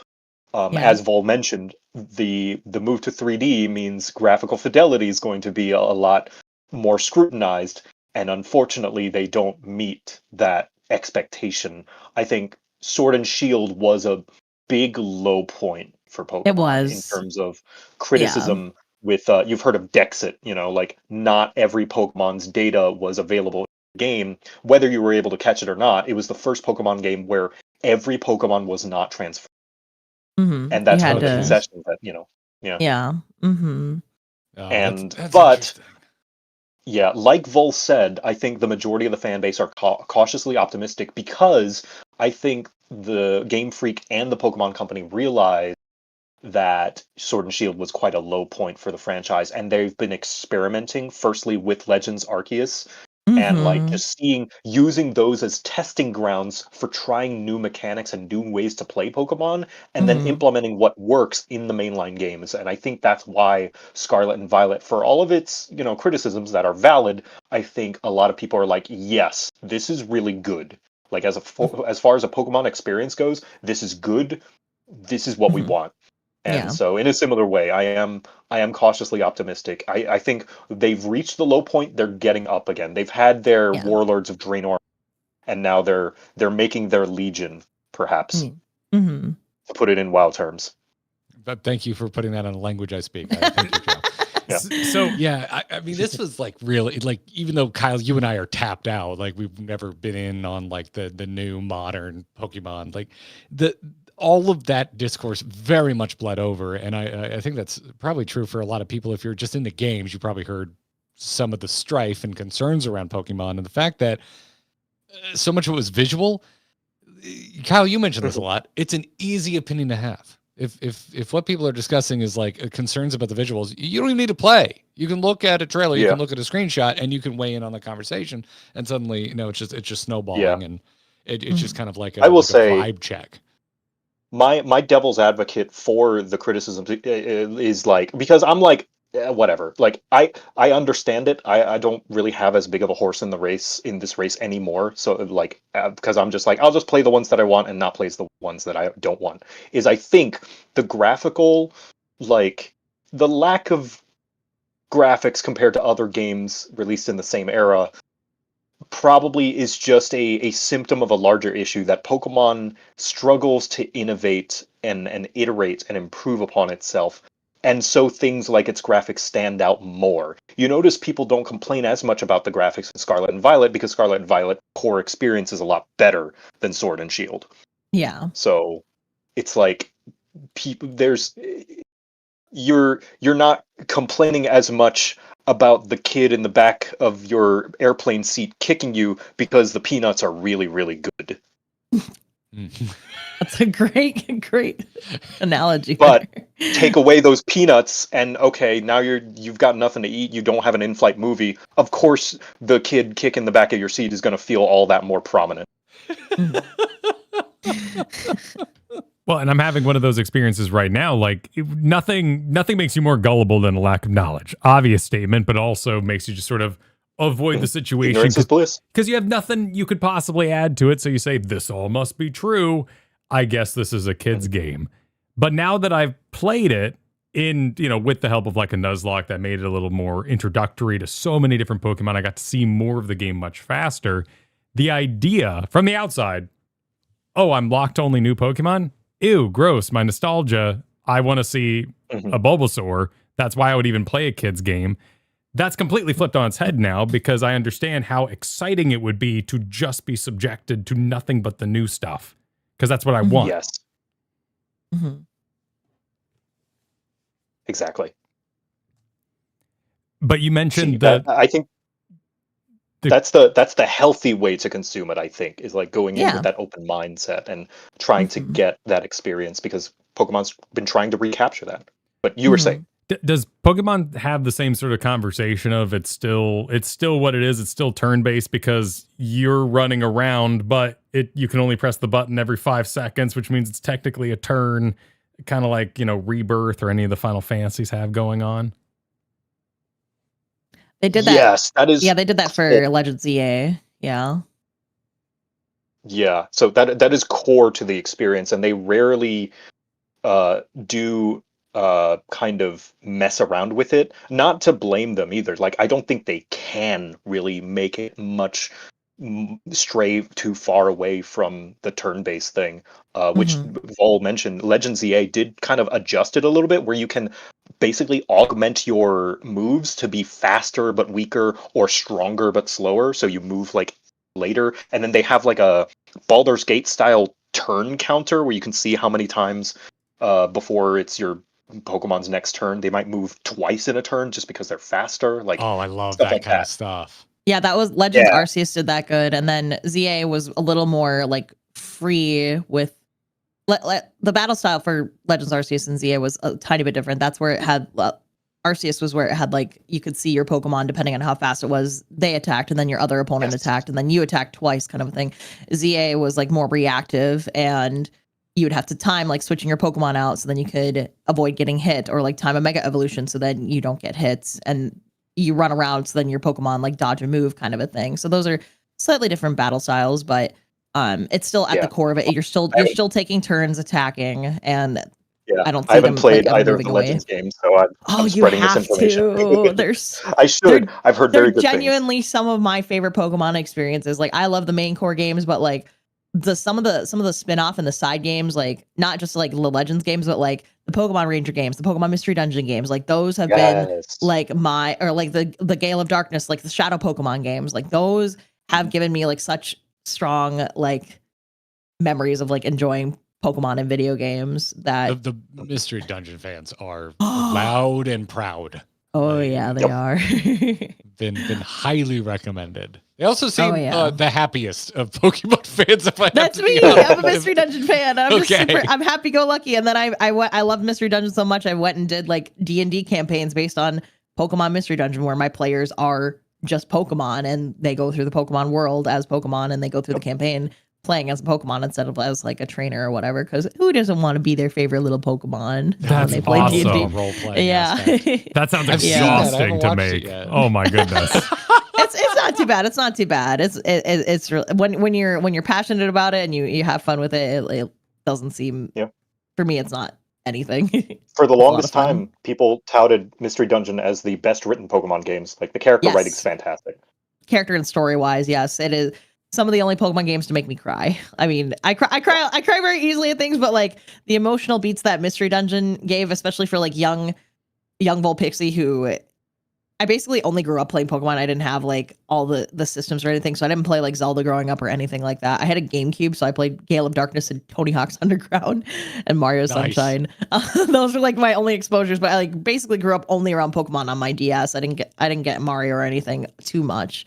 But I was like, I remember sitting in my chair in my living room, but I was like staring at the finish screen for Mystery Dungeon. I had tears in my eyes. I'm like, why am I like this? I'm just playing a game. Like, why is it making me so sad? But like, it just like that's just how much you come to care about the characters in these games, and it's incredible that a Pokemon game of all things can make you feel that way. So I was not expecting we were going to get the origin story of emotionally available Vulpixie from Pokemon stories. But that's incredible. yeah. It is Directly tied. I don't want to get into spoilers, but like there are some very good emotional lessons that Mystery Dungeon prepares you as a kid to do Yeah. as an adult. That like legitimately, it's like I am glad I played this game because now I know how to handle relationships. Yeah, for sure. I definitely can agree with that. I mean, this is one of our favorite things to talk about, Kyle, but we just do it about the games we grew up with and how they shaped us and molded us. Now, hold on. As a father of 3, do I need to make sure this is on the TV? How do I do this? What system is it for? Honestly, to go on a slight tangent, Kyle, I think it's wonderful that you're playing Pokemon with your kids. This is going to be a bonding experience that they're going to think of forever, and it's something that I wish I got to do with my parents, because like my parents are normal, very normal people. They've got normal jobs, like my family has normal jobs like mailman, teacher, doctor. So like they don't really engage with nerdy stuff or like kid stuff or video games, and like I don't blame them for it. They're busy. Yeah. But like Mystery Dungeon. all the more why. Oh, sorry. I thought you were done. My bad. Oh no, you go. I'm pretty much done. I was gonna say, Mystery Dungeon games are on the Nintendo DS, 3DS. If you want to play them, there's multiple. The last one came out 10 years ago. I'm hoping and holding out hope that they will make a new one. I don't know if they ever will, but the original Red and Blue Rescue Team actually did get a Switch like remaster, so it's kind of like in this cute storybook painting-esque style. I really enjoyed it, and it still captures like the Mystery Dungeon feel, and that is like one of the story. That was like the game where I cried at the ending with how emotional it was. Yeah. And then you take your kids can take a personality quiz, and then they can figure out what Pokemon they want to be, or if they don't like the personality quiz, they can still just pick which Pokemon they want to play as. So I remember the Rescue Team DX is nice because they let you pick no matter what. I remember having to reset and like pick the questions in a specific order so I could play as what I want. But I remember for Pokemon Red Rescue Team, which was the Game Boy Advance one, because I didn't have a DS at the time, I played as a Charmander and had a Chikorita as my partner. That was very fond memories, and I grew very attached. It's a very, very emotional story. That's awesome. Kyle, do we need to source a bunch of DSs for your kids, or like oh my god, AYN Thors? Apparently there were so many good games on the DS. Is that the one that has It's one of my favorite consoles of all time. Yeah. I've been looking into that Fire Emblem Awakening a lot recently to see if I wanted to take on that. Fire Emblem? I've never played one. Oh, dude, I love Fire Emblem so much. So coming from someone who literally, whoops, I put my glasses on. Someone who only played Pokemon. Let me tell you about Fire Emblem. So I remember you're gonna learn. I remember coming back from it was 2016 when Pokemon Sun and Moon came out, and I remember I had just come back from a trip I had done my college internship in South Africa. This is very, very vivid memories for me, but I remember doing it, and I was on a 14-hour flight home, and I told my mom, I'm like, Mom, we need to go to Target or Walmart. I don't care. I need to buy Pokemon Moon. And she's like, didn't you just get back? I'm like, I don't care. Take me. I need to go buy it. So on the way home from the airport, I went and picked up Pokemon Moon, and I played it for a little bit, and then I passed out because I was tired. But then I remember I binged Pokemon Moon. I was done with it, and I looked at my DS. I'm like, now what? And so then I looked I randomly was scrolling the DS shop, and then I saw Fire Emblem, and I'm like, I know nothing about this, but it's got the anime characters in it, I guess, the portraits. You know what? Let's give it a try. And then the rest was history with the turn-based combat that it had. And then I was captivated by the story. I'm a sucker for the medieval stories and all that stuff with the swords and dragons and all that. So my second game series that I've completely fell in love with since basically growing up only on Pokemon was Fire Emblem. No way. Oh, that's crazy. It has a huge place in my heart. So anytime there's a new Fire Emblem coming out this year that I'm super excited for, Fortune's Weave. So I played every single. I played all the 3D ones. So I played Awakening, The Birthright, Conquest, Revelation. I played Shadows of Valencia is my favorite one because it was actually the first Fire Emblem on the 3DS that had voice acting. The full game was voice acted on a DS, and I was like, it's not just the cutscenes, it's the in between too. This whole game has cutscenes, and it was a love story. So I was obviously, in love with that one. But Fire Emblem is such a phenomenal series. I love it so much. Very special place in my heart. Nerd rant over about Fire Emblem. No, I just want to make sure I don't I make this a Fire Emblem show because I'm like, no, yeah. We should tell make it me a more. What was that one you just said is fully voice acted? That sounds great, but I think here, hit me up in the DMs. We'll talk in the DMs. Perfect. I need to know. Yes. I need to know things. I'll hook you up. I got you. Recommendations. Yeah, because we have lore about our channel. Every summer we take, because we work together, we take summer vacations separately, and it's the one of 2 times a year we have solo streams. Mm-hmm. So Kyle's shopping around for his solo project because I will be gone next week. I see. Yeah. Although I've heard you teasing fighting games. I might, we'll see. I really want to try Guilty Gear Strive. And I've heard the first few hours of just watching cartoons, and that sounds great. That sounds really chill. Well, we watch cartoons together. Yeah. But Fire Emblem, I think Awakening is the one where you have kids, right? They get traits or something. Yeah, you can pass down your traits to your children, through the character romance system. Yeah, and I have no moral objection to save scumming, but I do not enjoy it myself. So the idea of being well, they're dead, that makes a great story in my head. Let's keep this going. Sounds so much fun. Yeah, the nice thing with Awakening too, they introduced, I think you can either do casual or classic mode. So you can do if they die for real kind of game. That was another thing that intrigued me about Fire Emblem was it basically was a Nuzlocke. If your characters die, they're dead. But you can just do casual mode where they come back at the end of battle too. So yeah. That does. I always forget that about Fire Emblem. Mm-hmm. One of our bonding moments was realizing we both like XCOM. So that sounds right up your alley, Kyle. Well, I did find here a list of Pokemon that are in our stat range, Garrett, in my studies. Oh no! Of all the terrible things we could face. I'm just gonna post this list because I don't know a lot of these names. This is a good way to wrap this up. They're new to me. All right. And let's see here. What we might have and likely will have coming at us from our Elite Four. Oh God, Dragonite's the first option. All of the pseudos. Oh no. My Tyranitar died, and I have a high chance of fighting one. That's going to make me so sad. Milotic is scary. Oh, Lapras Snore. Oh, you got some scary guys you could be facing. Yep. Oh dear.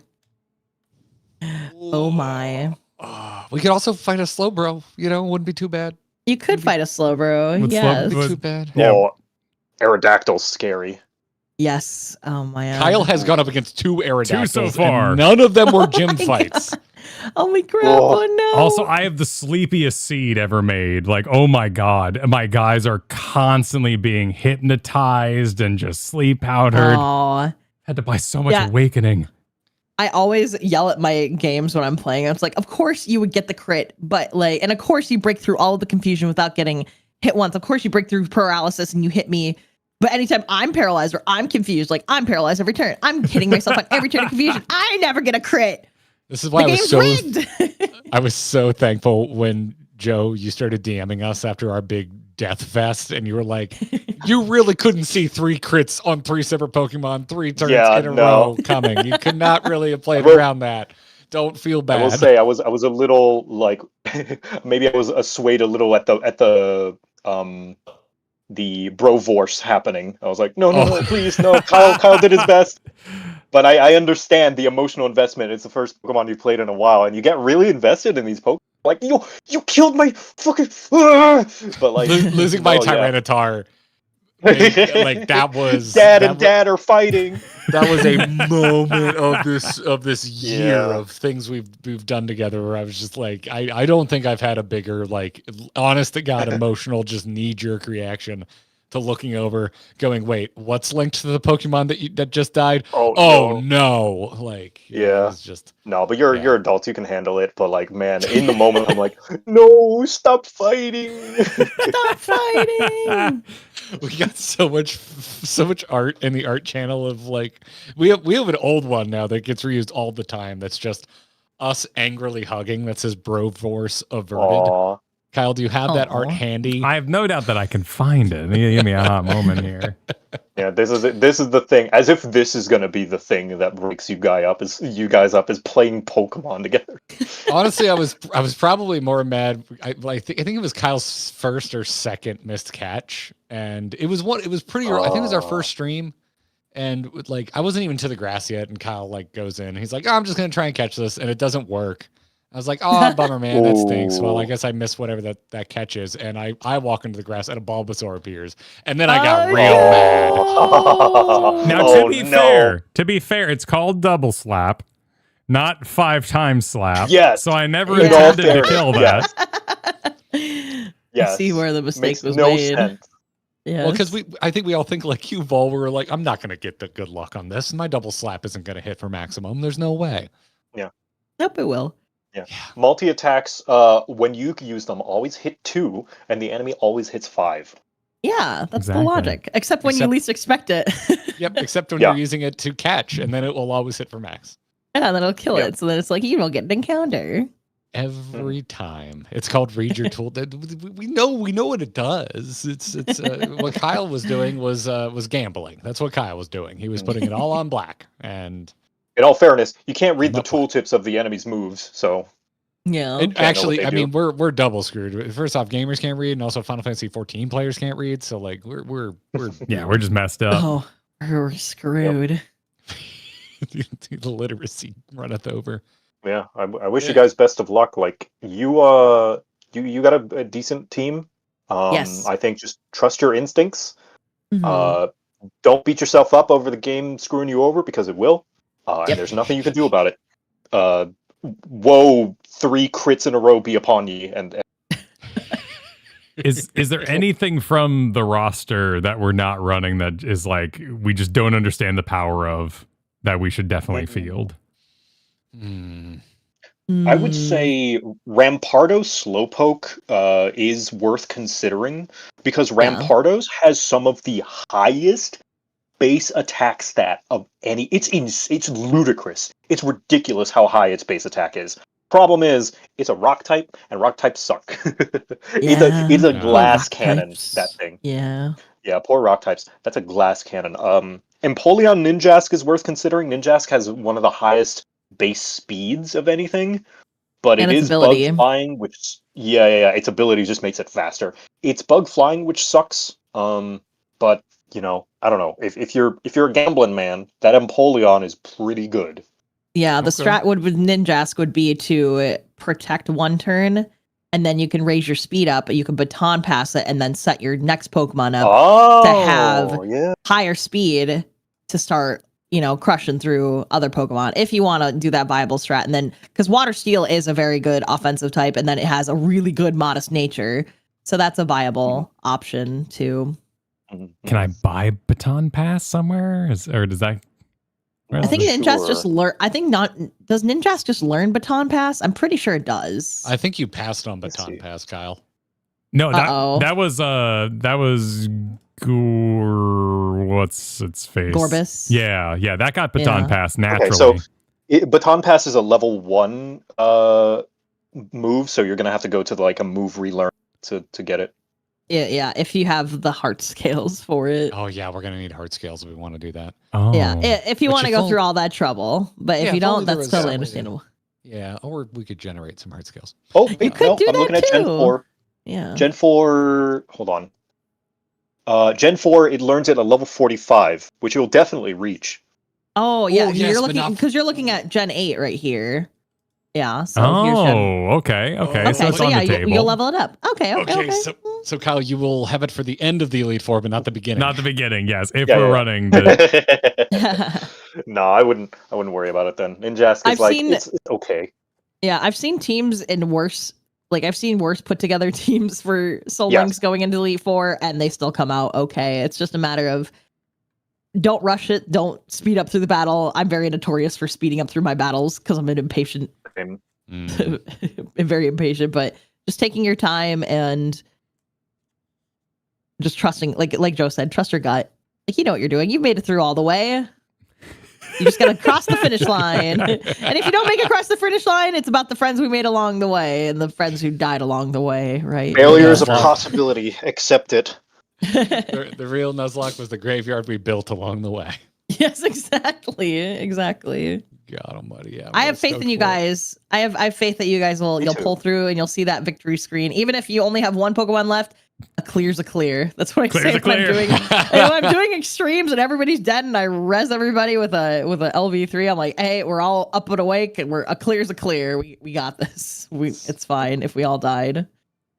The end results don't lie. I hope someone tuned in Yeah. right now just to hear you say clear's a clear, and they have no idea if we're talking about 14 or Pokemon. They have no way of I'll knowing. never know. it's all They'll I'll never never know. it's words to live by, really.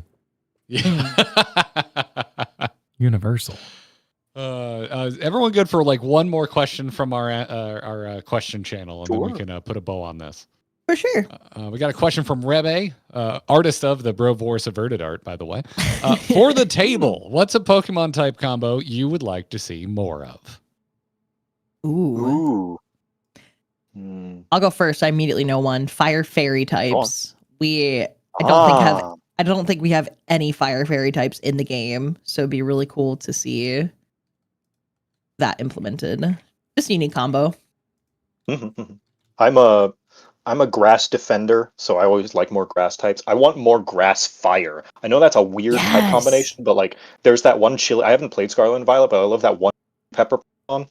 Scovalian, yes. Yes. Yeah. I think we are not tapping into the potential for more pepper Pokemon. There's a bajillion grass poison types. Give us more grass fire types. Or like Yeah, for sure.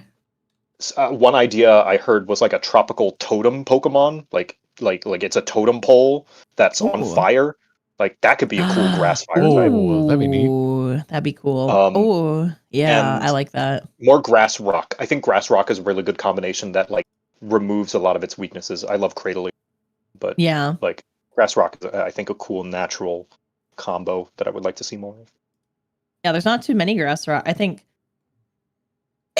Excuse me. I think Oh, yeah, bless great. Thank you. Lilip and Cradily, and then Ogerpon are literally the only grass rock types Mhm. out there. So yeah, we Yep. definitely need more of those. I hope that with Winds and Waves we can get some more unique typings. Fingers Yes. crossed. You never know. Cautiously optimistic again. Ooh, Yeah. Bug You Dragon. That's one I want to see.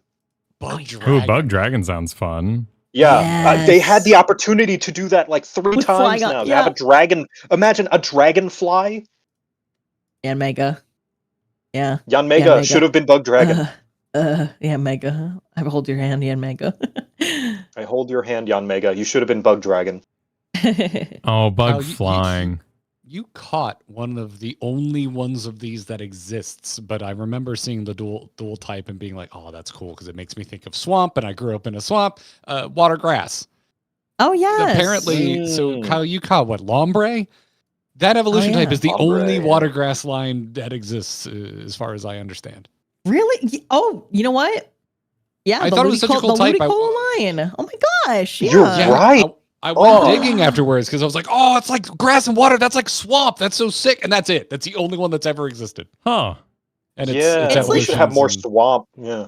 Yeah, it's pretty good defensively too. It resists like be the 3? electric. Yeah. 3 weaknesses, I think. Yeah, it's weak to the That's not flying. It's bad. weak to bug. It's weak to flying, but what poison? I think. Yeah, it's very Yeah. resistant too. It gets rid of a lot of weaknesses that water and grass have with like Yeah. common types like fire types or electric types. That's so. Yeah, Yeah. we need more water grass. Game Freak, Pokemon Company. If you're listening to this podcast, take notes.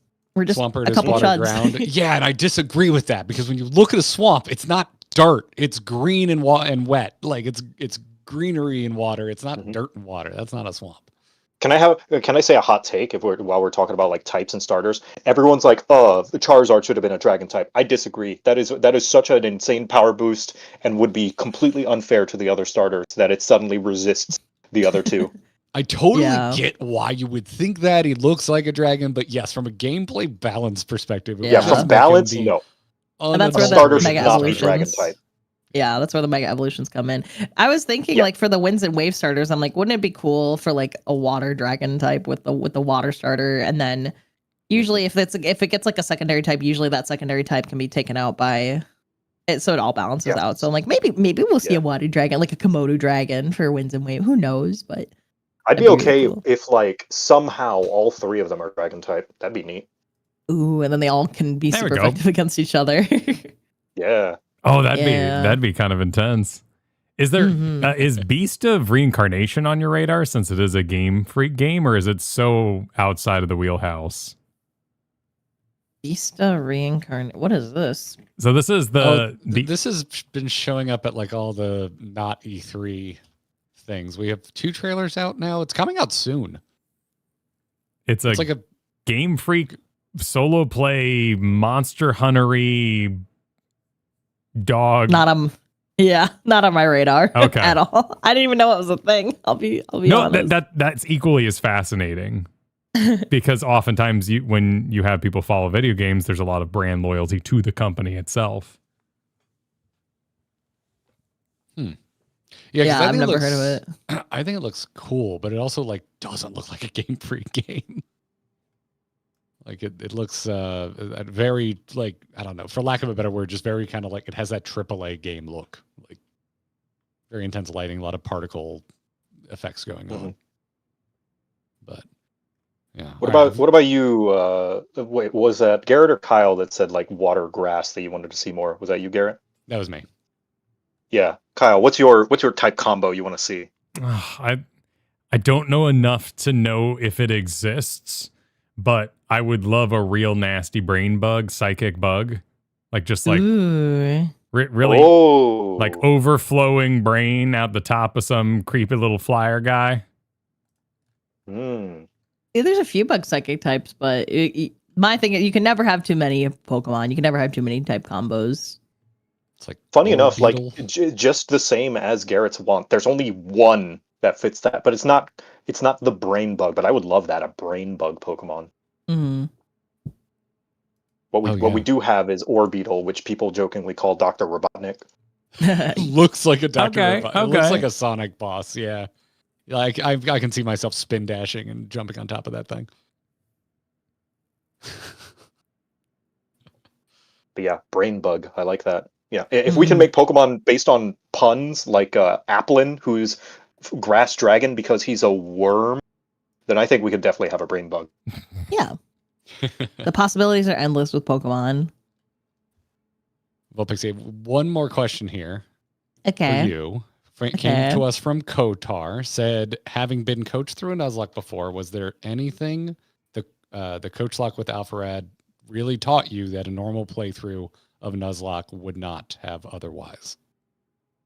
It's been a while. The one thing that I remember from the playthrough, I think it falls back. We touched on the subject earlier, but like, learn to play around the crit. Like, be careful with the moves. Be careful with the lows and the high rolls. Don't be afraid to switch Pokemon out to like tank a hit, so then you're not losing a guy. You know, be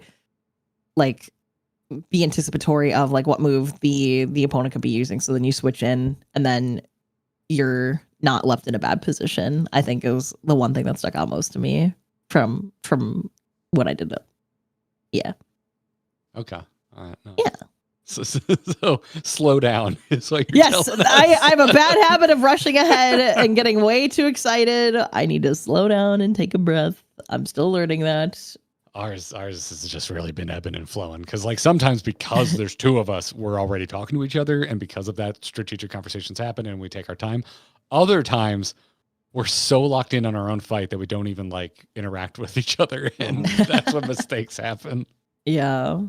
So just taking a breath and slowing down is good advice too. Yes. Oh, nice. Well, thanks for the answer to all of these questions. And thanks for your time, y'all. Before we put a proper bow on the whole podcast, if folks are unaware where to find you, Vulpix, it's your first time on the show. Where can everyone find you? I can be found on both Twitch and YouTube under Vulpixie, and I do a lot of Final Fantasy stuff and Pokemon stuff. So if that interests you, make sure you swing on by. Be prepared. I scream a lot when I play video games, and I cry a lot when I play video games. So I get really emotionally attached to my games. So if that interests you at all and you want to emotionally vampire while I play through stuff, you know where to find me. One might argue that you don't need to be beware. You should look forward to it. It's a feature.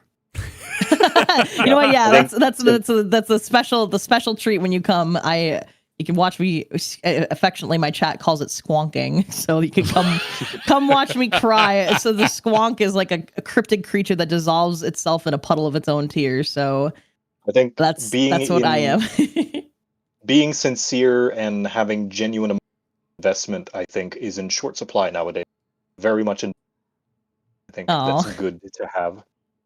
In this current era of being irony poisoned and haha, just kidding. Isn't this cringe, guys? Thank you. That's very kind to say. That's very kind to say.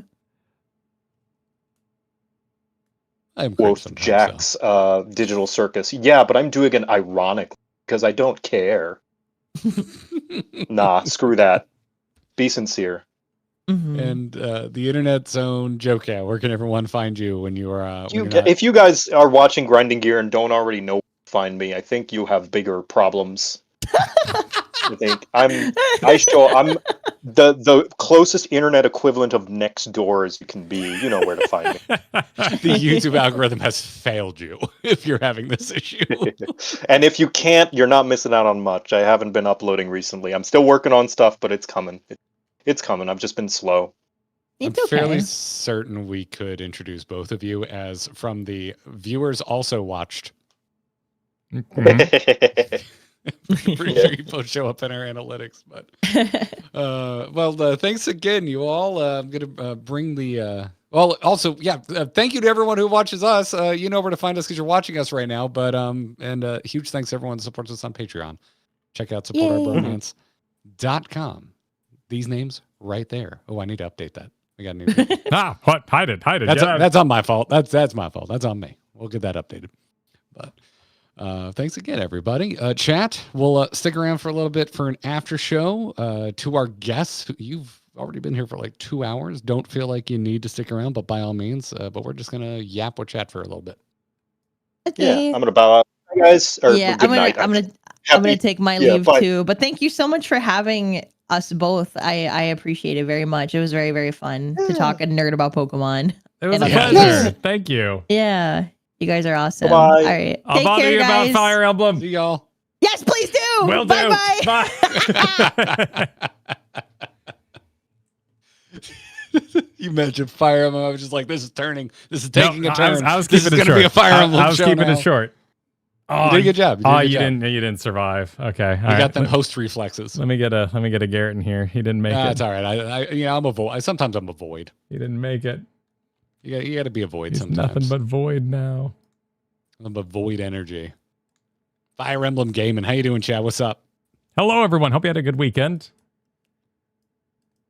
Happy 250.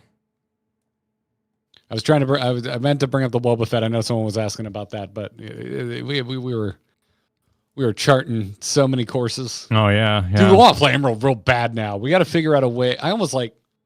How do we do a normal playthrough of Emerald so we kind of know what it's like, but we still challenge ourselves? I mean, I guess we could just standard Nuzlocke rules it, but I'm almost like. We should have everyone in our Discord vote on what the worst possible composition is in Emerald, and we should see if we can beat Emerald with that comp. I mean, I've also been like thinking of like what else can we Nuzlocke? Like what else can we soul link? Like if you soul linked Resident Evil, let's say 1. If we had 5 bullets and you spend 3, but my zombie only took 2, I would have to spend 1 bullet to be at parity with your bullets. You know, there's all kinds of possibilities when you start soul linking weird crap together. You soul link Darkest Dungeon, easy. It's basically the same thing. Same thing. I mean, we tried to figure that out with Star Fox 64 back when we played that earlier this year. But it's counting bullets is tough. That's hard. That's hard to track. That's really, also aren't bullet drops randomized in the game? From the enemies, yeah. From the actual enemies. Their locations in well, that'd just be failed catches. I'd have to throw away 3 bullets if you don't get them, you know? Or you'd keep them on for when you eventually find random 3 bullets way later, but you're not allowed to use 3 bullets until you... That would be bonkers. You need a tie-in to like actually track that for you. That's an insane honor system to keep track of. Honestly, my names would be awful if I was naming my own Pokemon here, because that's what I did in Darkest Dungeon. My guy would be called like Frederick, but he would be WR Frederick ST, and on the right side of him would be his weaknesses, and on the left side would be where he had advantages. So when I was looking at my roster, by name, I knew what everyone was good against. So my Metagross would be named FPRF dot GGFDS. Yeah. The nickname thing I'm like constantly waffling back and forth on whether I like it or not, because as someone who like doesn't know more than half of the Pokemon we're running across, it is definitely making it harder to learn Pokemon names. But it's just so much fun. It's so much fun as a live product. It's so cute. To be like, all right, who's it going to be? And like chat obviously getting attached to like their own names if you get selected, but also getting attached to names that aren't theirs. Like everyone being like, no, Jerry. No, Jerry. Like obviously Jerry's sad about it, but like chat being sad about Jerry. Like it was so funny, man. Yeah, there's some magic there. It's more that those early Pokemon just don't get a lot of time before you lose them. Even come, what was that, Gym 5? Like I felt like we hadn't really known our Pokemon, and then come 2 more episodes, I'm like, oh my god, I know exactly who Compsci is. Oh my god, we better not lose Fingal. Yeah, well, I could lose Fingal. I don't now that I won't be final or false swiping, we can talk about Fingal maybe. It's a 3rd evolution starter, like grass type. Like that's a good Pokemon, man. Grass is just so weak to so many things, you know. No, it is, but it's still a hard counter to quite a few things as well. Yeah. It's a strong. Is it the weakest of the 3 starters? Yeah, probably, but it's still better than the average bear from a stat standpoint. Fingal is good. I'm kind of crazy about Staraptor, man. Like of all the Pokemon, I'm gonna walk out of here with like a really weird affinity for. Like that, you know, that one guy who's like, my Raticate can beat anything you have. Like Staraptor, 100% is my. Birds are good. I know they have like a few more concerns, particularly in the game we're playing than others, but I don't know. They still come in handy. They freaking still come in handy. Rogue Mage, Mr. Super earlier, chatting with my 4-year-old about the thumbnail. It's a cat girl. No, it's not. A cat boy? No. It's a fox. A fox girl? Yes, it's a fox girl. That's adorable. absolutely adorable. Mm-hmm. Mm-hmm. Well, then the cat boy probably threw them off. Right. Threw them off. Yeah. No. Very very distinct. That's my problem with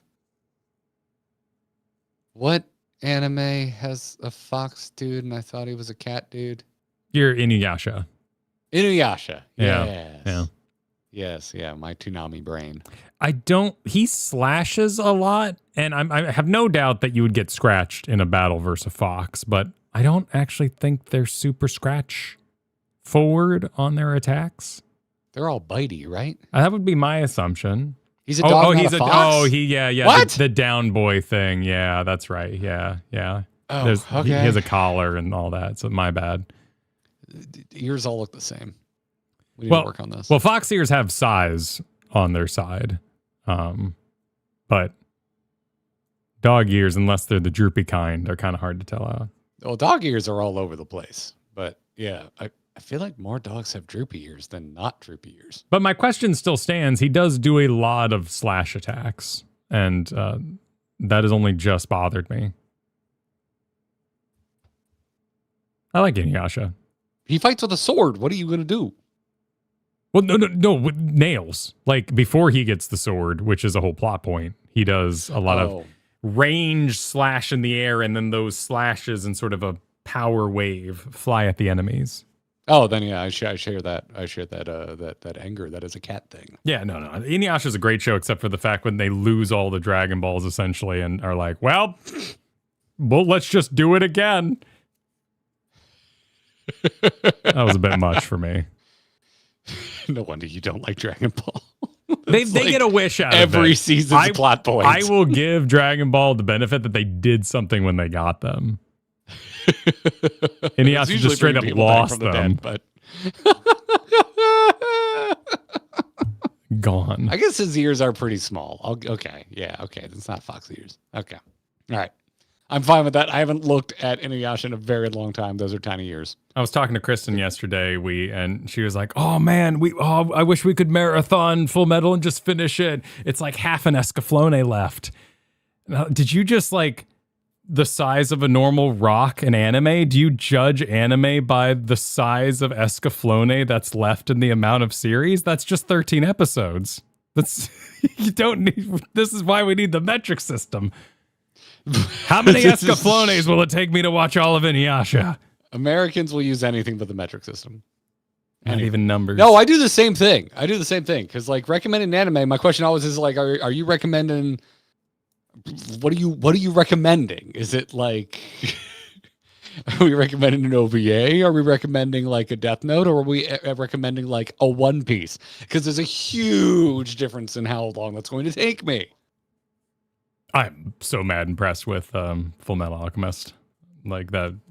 I knew you would like it. Yeah. Like, I knew. And that's why years ago when I jumped, that's why I jumped down your throat all those years ago. Those first 5 episodes are not as good as the original series first 5 episodes. But I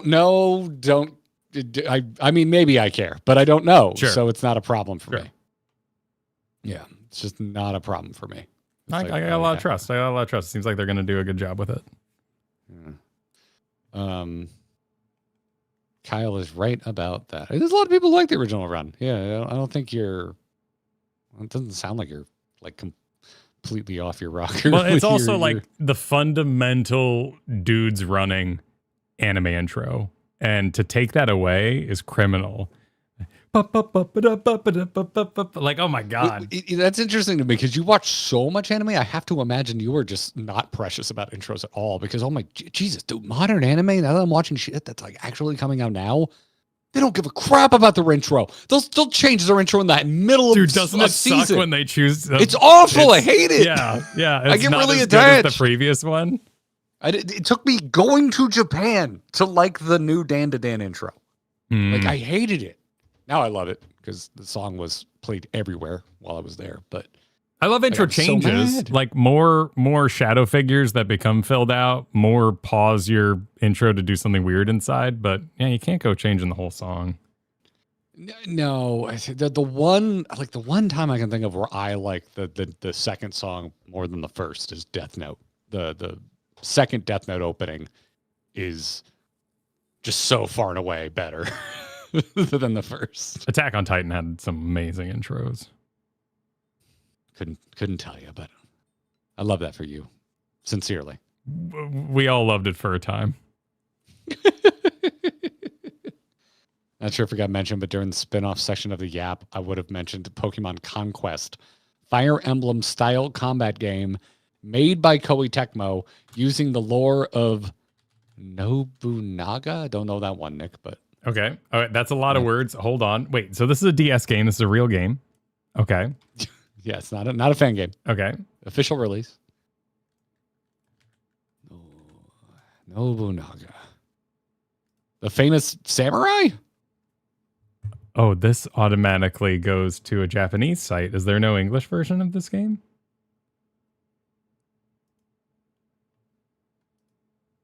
Actual historical Japanese warlord. Okay. Yeah. Fan games of it that add later Pokemon, make it harder, quality of life. And there should be an English version. There's an English version, Kyle. Okay. Okay.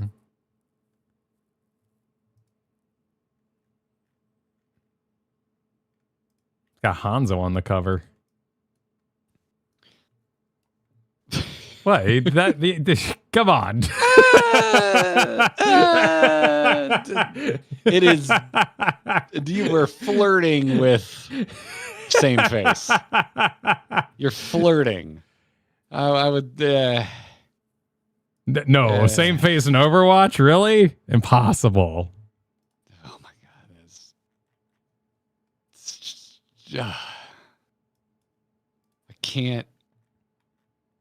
I cannot feign enthusiasm for Overwatch. No, they have like a new video intro. I'm happy for them. I watched the whole thing this morning. It was kind of fun.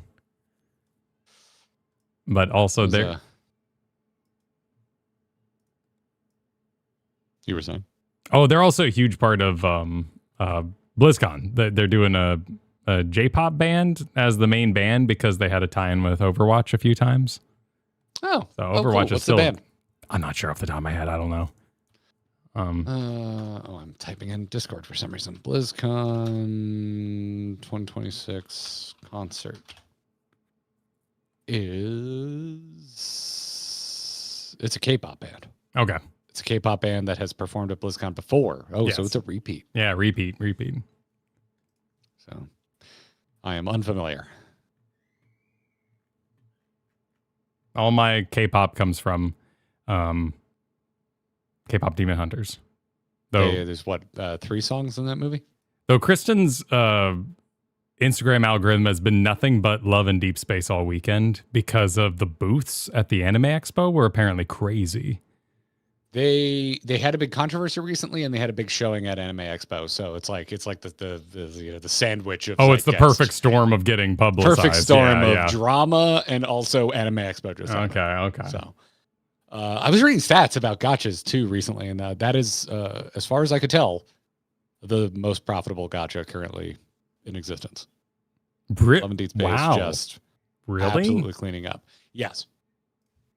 That's incredible.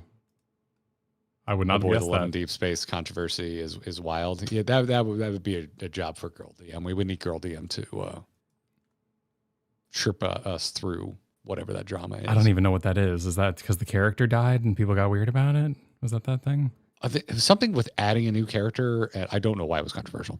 Okay. But yeah. Sven, thanks for the super. I've never known. Do I just say Scried or do I say it S-Cryed? How do you pronounce that anime, Kyle? Where am I looking? Oh. Anyway, changed its intro animation every episode based on the focus of the episode. Well, that's cool. And also high effort. Call up Reb4, director of Warframe. So I follow Reb on Twitter. Reb is a phenomenal Twitter follow. And I believe is how I first heard about the Love and Deep Space controversy. So Reb Ford is breaking other video game news for me. Not Warframe news. Other game news. Oh, Scried is the dude with the arm. I have watched that show in college. Dude with the arm. Boy, you really... Yeah. Really just, oh, it is to do with the arm. To do with the, yeah. Like in terms of like magical arms, it is a very unique, not exactly pleasing looking arm. I always thought it kind of looked like a goldfish cracker. Like it's instead of smiling, if it had sharp teeth and transformed. Is his arm a girl or did that come later?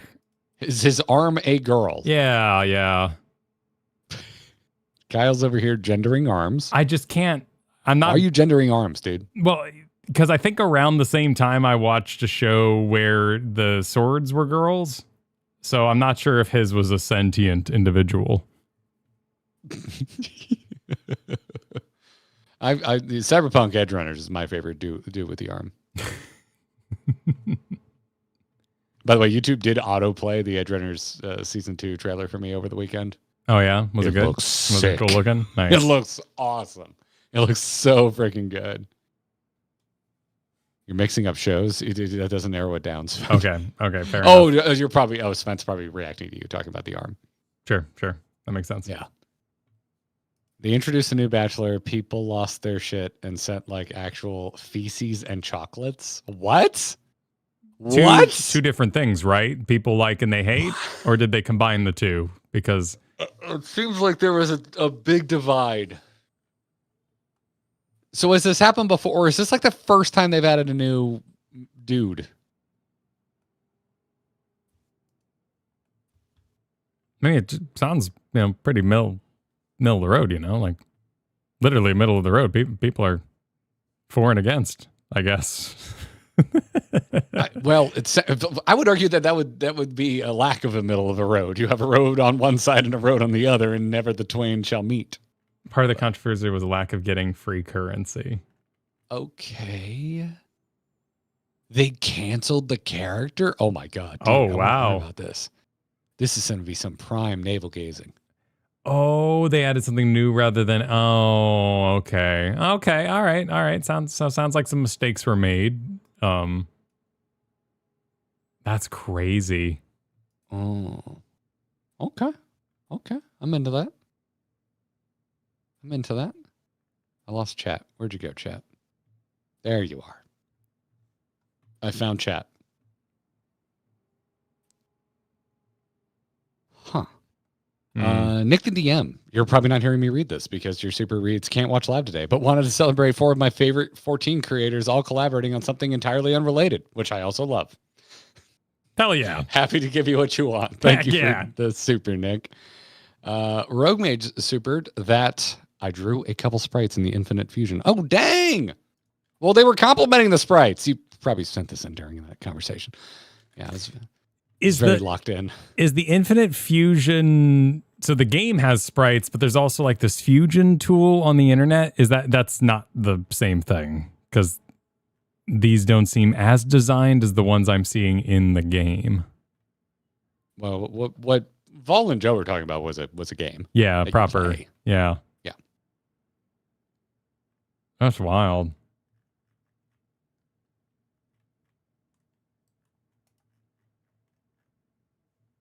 Fusion tool was used to make filler sprites for ones nobody has drawn yet. Okay. And then they sort of get their own bespoke versions later. Gotcha. Rogue Mage also supered and need you guys to know that ever since you casually mentioned Fire Emblem, the GG Live Spoilers channel has been embroiled in Three Houses discourse. Well, wait, should I play Three Houses then instead? Like, which is it good? Is it fun discourse? That is what I've been loving, by the way, reading spoiler chat after our Nuzlocke streams, because like it's Pokemon. I don't consider anything spoilers, so I've been reading all of it. And when the Fire Emblem chat started, I stopped reading spoiler chats. I'm sorry I ruined that for you. I was like, no one's talking about the Nuzlocke. I'm out of here. Okay. I have no context for any of this. That's funny. The Illusion of Choice, Three Houses discourse. Oh, okay. I've heard that Awakening, Just start with Awakening. Awakening is better. Awakening is a good start. Yeah, but Three Houses ties directly into the next game coming out, so there's some juice in those veins to like be like, oh, well, this is their onboarding point for what maybe they want me to play, and plus it's voice acted a little bit, which would help me out a lot in the playing. Though it looks like the statements everyone says are like under a sentence each, which if this helps to hear, paragraphs are the worst for dyslexia because there's more letters on screen to confuse. When it's a single sentence and it ends, it can be pretty easy to get through. So I wrote down a bunch of the Pokemon recommendations from Joe and Vol. Sure. By the way, we did figure something out for Emerald. Is my takeaway from this conversation. Yeah, I'd love to play Emerald for sure. And I'd like to see it kind of as it is. Like, I guess we could also just play it on our own time and then come up with a Nuzlocke at some point. Or we could just do normal but Soul Link it. We could, yeah, that'd be the simplest way for sure. I'd like a little extra something on there. But the first time through, it sounds like it's beloved enough that I kind of want to see it without a randomized aspect. But I really like your idea of trying to come up with a popper team, like intentionally use underpowered Pokemon. Oh yeah. I think that'd be fun. Juan, thanks for the super. The more I think, the more I feel like you guys would love FE series. Oh, Fire Emblem series, especially Kyle, because you love shipping characters. Well, I do. I hear that is That's true. an important aspect. Yep. And then Fingleberry Super, Three Houses discourse can be tiring, but it also comes from a place of genuinely interacting with and caring about the source material. So I don't mind. That sounds relatively healthy in the grand scheme of discourse. Not all discourse is like the worst thing in the world. Sometimes it is just raw passion. No, particularly when everyone knows the limitations of the discourse and just having fun. Yeah. But Look forward to seeing who Kyle ships in Awakening. Have you confirmed that's what you're playing? No, I'm still doing research because there's game times. There's an issue with actually running the technology with Awakening, so I have to solve a lot of problems there that Three Houses would let me skip. And I've mentioned I'm concerned about the amount of reading I would have to do aloud, just from an execution standpoint. Oh, because you won't have your seeing eye humid. Yeah, exactly. Human. Me. Like if a book comes up, I can call Kristen up or something and cover for a little bit, but I will be missing my reading eye human. Like tap in John or someone. Just call John. Be like, John, you're gonna read all of Fire Emblem to me. Get him in here. Grey Witch, thanks for the super. 5 more years of Three Houses discourse. Anyway, you should absolutely play it. It's the single best Fire Emblem since Shozo Kaga era, and a suitable apology for Awakening and selling us 2 Fire Emblem 1/3 remakes in a row. Wow. 1/3 remakes in a row. The Grey Witch got some opinions. Apparently. Dang. Throwing down. Got the heat. Yeah, I've heard Awakening. This is always such a fun point where you have no opinion because you have no knowledge. And you can never go back to this, Kyle. So drink this in. When it's things like this that you like, it can be a lot of fun. I feel very I'm trying to think of the word on the scale-o-meter that I want to use here, but I'm just going to go with hoodwinked by Pokemon discourse that the game is for children. I'm very shocked at how deep the game is. And granted, I did more to make the game a type of game that I would, instantly enjoy. But oh, dude, 100%. Like my opinion coming out of this is that I think you're the child if you feel that way, because I think you haven't, you barely gave it any attention at all, or even tried to engage with its systems, because it's surprisingly deep. It's I don't know. I'm really enjoying. I'm like I said over the weekend. I've made it up to Celadon City in a new Fire Red save, and it's just like I'm seeing it with new glasses because I know how it works better. Even though that's Gen 3 rules, so it's a little different from Gen 4. But I was doing things in that game I've never done before, just because I have all this strategy in my brain. Saying that Pokemon is for children is like saying anime is for children. I mean, I get how people get there. I mean, there's plenty of anime that's just clearly for a mature audience. Like, straight up. And like, we've never had like an R-rated Pokemon from an official standpoint. I'm sure someone out there's like, you haven't played Pokemon Murder the Village. It's a very famous ROM hack. Like, I'm talking about official stuff here. Like Total War Warhammer, you have to pay for and download a mod called Blood for the Blood God to add blood in so they can keep it T for teen. Like, I've no doubt that there is a Blood for the Blood God Pokemon mod. Yes. Pokemon is family friendly, but putting it down as a game for children is just plain not giving it enough credit. And I just assume you haven't given it an honest shake. Which I guess I hadn't. I knew enough about Gen 1. I was decent from a strategy standpoint at Generation 1 Pokemon, but you playing with the Nuzlocke, it forced me to give a crap. It forced me to pay attention, forced me to care, and I think I needed that threat. Yeah. So, Juan, thank you for the super chat. Three Houses is recommended. It do something that old Fire Emblem fans don't like, but gets a lot of new fans, including me. But to me, we can appreciate both direction. Interesting. Why would you say something so reasonable and looking at both sides of the fence? This is the internet, Juan. Don't you know how it works? Don't you know how it works, Juan? You can either be for physical media or against it. There is no in between. Kyle dodged so much stuff this weekend. It was great. What? Oh, in the spoiler chat? Huh? No, just in life around the internet. Oh, yeah. No, I went to the pool. You didn't look at the dumpster fire that is the people versus Sony? Nope. Oh, dude. It's a good dumpster fire. May I recommend this exquisite dumpster fire? Nope. I mean, I've thought about it, but I can't say I've come up with an opinion. I will say this. I feel very different about movies than I do video games, and that struck me as interesting.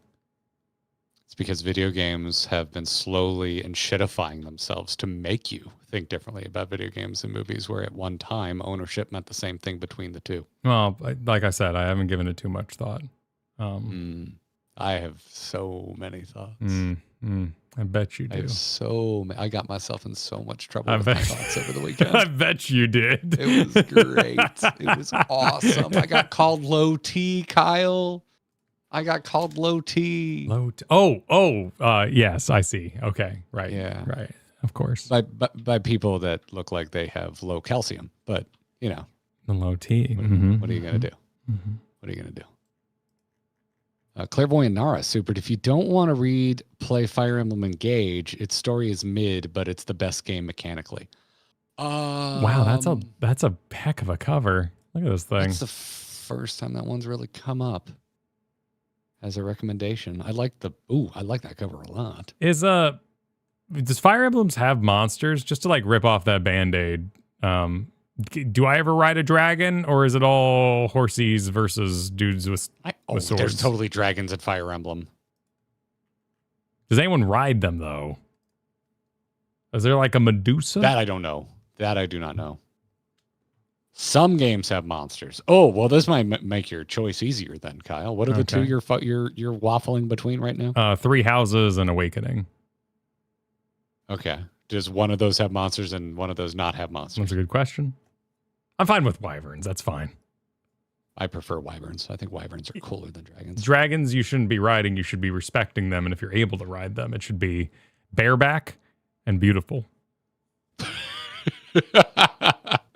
Houses has monsters. Okay. Houses has the monsters. I didn't figure that with the house part of it, but okay. Well, there's three of them. There's the human house, there's the monster house, and there's the shipping wars house. Unicorn Overlord had some great monsters. And Juan also said that three houses have full voice acting for your party conversation, by the way. Well, that seems like a too heavy pro column. That is some pro, yeah. That is some pro. Has monsters. Fully voice acted. Shapeshift into dragons? Okay. Were they previously dragons?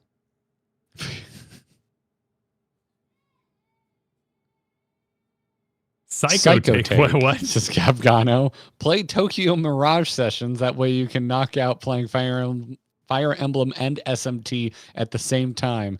Well, that's all the time we have for today. That's we've reached the psycho takes. So what?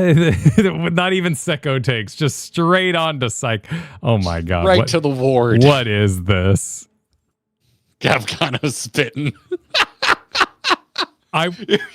Gabgano has like awakened the chat. Might be the single most agreeable thing anyone has typed in our chat all year. I forgot that existed. Okay. I did. Mod Luke saying it's exactly as described. I did look up SMT, but there's no way I'm going to put a toe of that's even noteworthy in. I believe it's like 120 hours. And having played Persona 5, I know how little can happen in that first 50 hours. So I don't think I'm going to bite off that one. As much as I might personally enjoy it. I'm down to try a long game like that at some point, but we need to come up with a plan like ahead of time. It's like we need someone we trust, almost MS Curator style, to just give us a list of what we should stream and do extraneous, like longer grindy activities off stream. Yeah. Because otherwise, I know me. I'll get grumpy with the grindy bits. Because like I don't hate grinding. It can be fun, but I like grinding when I'm laying on the couch, not talking, like letting my brain just kind of flow. I don't want to have to be a streamer. Yeah, technical bit. I think this is more the technical act of going through a dungeon, less so the act of getting power. When I would say grinding here, Pat would probably have words for you about what. By the way, Pat and I are doing Devil May Cry 5. That is happening. I can say that. Oh, super cool. Yeah, you told me about that. While Kyle's out of town, we're going to do Devil May Cry 5. Still figuring out times because we have a major time difference between us. So I don't know what time that's going to be happening. It might have to be an evening stream. But we are going to do, I think I'm going to call it Devil May Crash Out with Garrett and Pat. So... but more info as we actually figure out what time we're going to do that. So, and in the spirit of that, DMC4 don't matter. We're not going to talk about DMC4. I didn't play it. I had a great time. I just jumped straight to 5. I had a wonderful time. Back when the Xbox Live was only $1. A whole dollar. A whole dollar. Grey Witch, thanks for another super. Engage is one of the few games I have ever regretted buying for a counter opinion. If you care about characters and story, it is probably one of the worst to get into, even if they brought the weep triangle back. These are just words. These are just words. Are you creating sentences via random word generators? I believe it. But I do believe the counter, that works into the current opinion, which is if you don't care about story, which you clearly did. So these are supporting arguments to the play it if you do not care about story. But apparently we'll add the weep triangle to the accolades here. All you need to know about DMC4 is Nero is a guy with a demon hand. That funny. Pat said basically the same thing when I asked him, should we worry about 4? He's like, just know who Nero is. That's all you need to know. I was like, cool. I know who Nero is. Nightshade said, if you don't want 120 hours, do not do 3 houses. True. I mean, is there a single Fire Emblem you could possibly beat in a week? How long is Awakening? I don't know. This is your thing, man. I'm not playing Fire Emblem. 40 hours. And I do have 2 weeks while you're out. Oh, that's right. You're 1 week.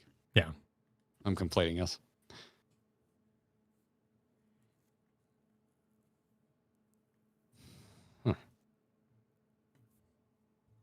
But aren't you also doing a fighting game of some sort? Maybe. I'm still bouncing around that one. Like I said, Okay. I personally want to play Guilty Gear Strive, and I'd love to find someone to teach me it. Also, Street Fighter 6 is the big one by like 6 times the number of daily logins. It's insane. Even Peak Concurrent is just crazy in favor of Street Fighter 6.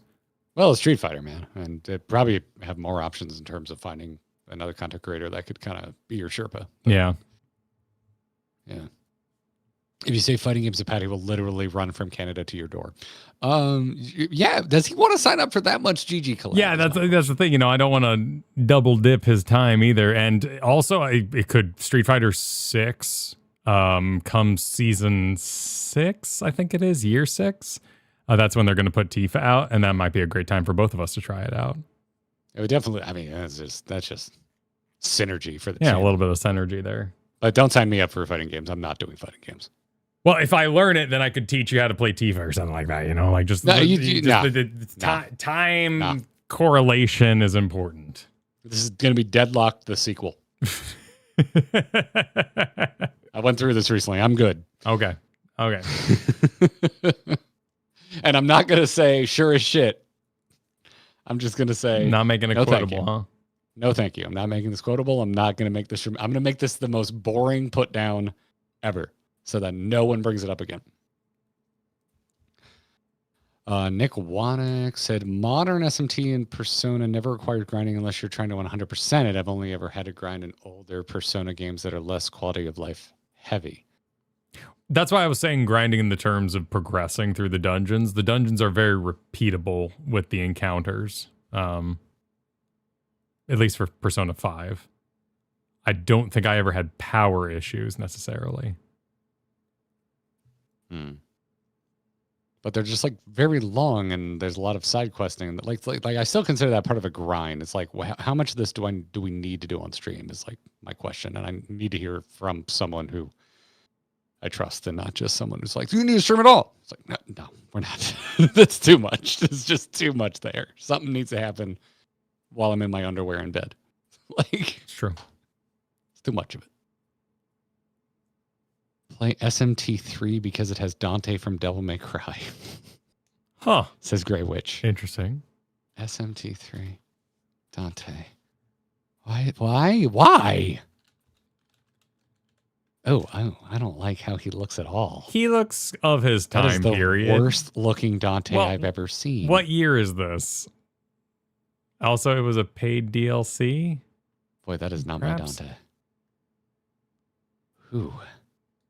No, thank you. 2005? Okay. It looks pretty decent for 2005. Oh, that's why I don't like him. It's also DMC2 Dante, which is like the worst Devil May Cry. See, I did kind of like his costume in that, though. You know more than you think, For Devil May Cry, no. I know Devil May Cry. I played the living crap out of 1 through 3 when they were new games. Loved Devil May Cry back on the PS2. That's what I was playing instead of Final Fantasy on PS2. It's why I got into God of War. I was like, oh, this looks kind of like Devil May Cry. I'm going to play that. Juan said 3 houses long. I think for solo stream Awakening is better, but I would kind of love you to see you play both play 3 house. Okay, Juan, I think Juan has a type. I think Juan's voting here, Kyle. Okay. Noted. There is no 2. What are you talking about? Oh, okay, all right. Yeah, just like 4. Yeah, they've made 1. They made 3. They made 5. One of those. I have not played the one that's just called DMC. I am in what apparently is the unpopular camp of thinking that DMC looks really cool. I like the look of that game.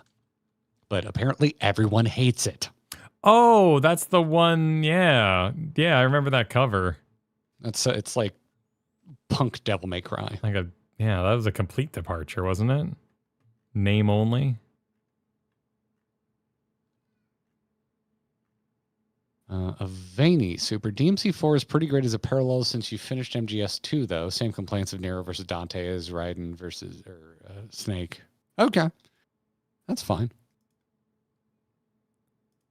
What does Garrett not like 4? I'm going to be completely honest. It looked really boring when it came out. Like when 4 came out, I was like, oh, this doesn't look all that great. And after doing a little more research after Pat was like, you want to play 5? Most consensus seems to be, unless you're being completionist about it, just go play 5 if you're feeling excited about 5. Do it. I'm so excited for you to see. Yeah. I don't really have anything against 4. It's just, it didn't motivate me to revisit the series. And then I just missed 5 entirely. Usually on Team Kyle, but I'm agreeing with all of Garrett's takes today. Dang.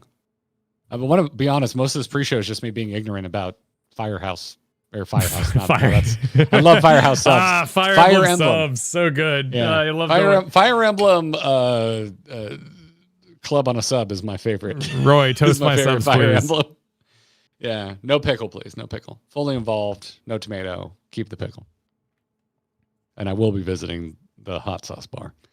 One also said, TLDR, maybe we just love to see you play every game. Yes. That's fair. This is the problem, Kyle. We are getting a reputation for playing every game. We're gonna need to do something about that. We're gonna need to not play every game in some other series. We need to do something like just have some sort of hard line that we will never play. I mean, right now Surely we can just say we're never that. gonna play Metal Gear Acid, so that could be our out. Be like, hey, we didn't play every Metal Gear Solid game. That's true. So don't expect that.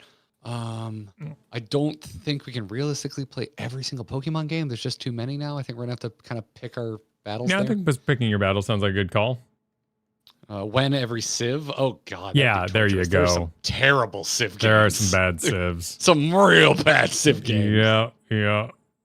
I ain't playing a Total War that doesn't have monsters in it, so that ain't happening. All right, someone asked Ace Combat when. It's time to end the podcast, end the stream, Kyle. We're getting asked about Ace Combat. It's time to turn it off. We'll see you tomorrow, everybody. See you tomorrow for the end of our first ever Nuzlocke. Bye.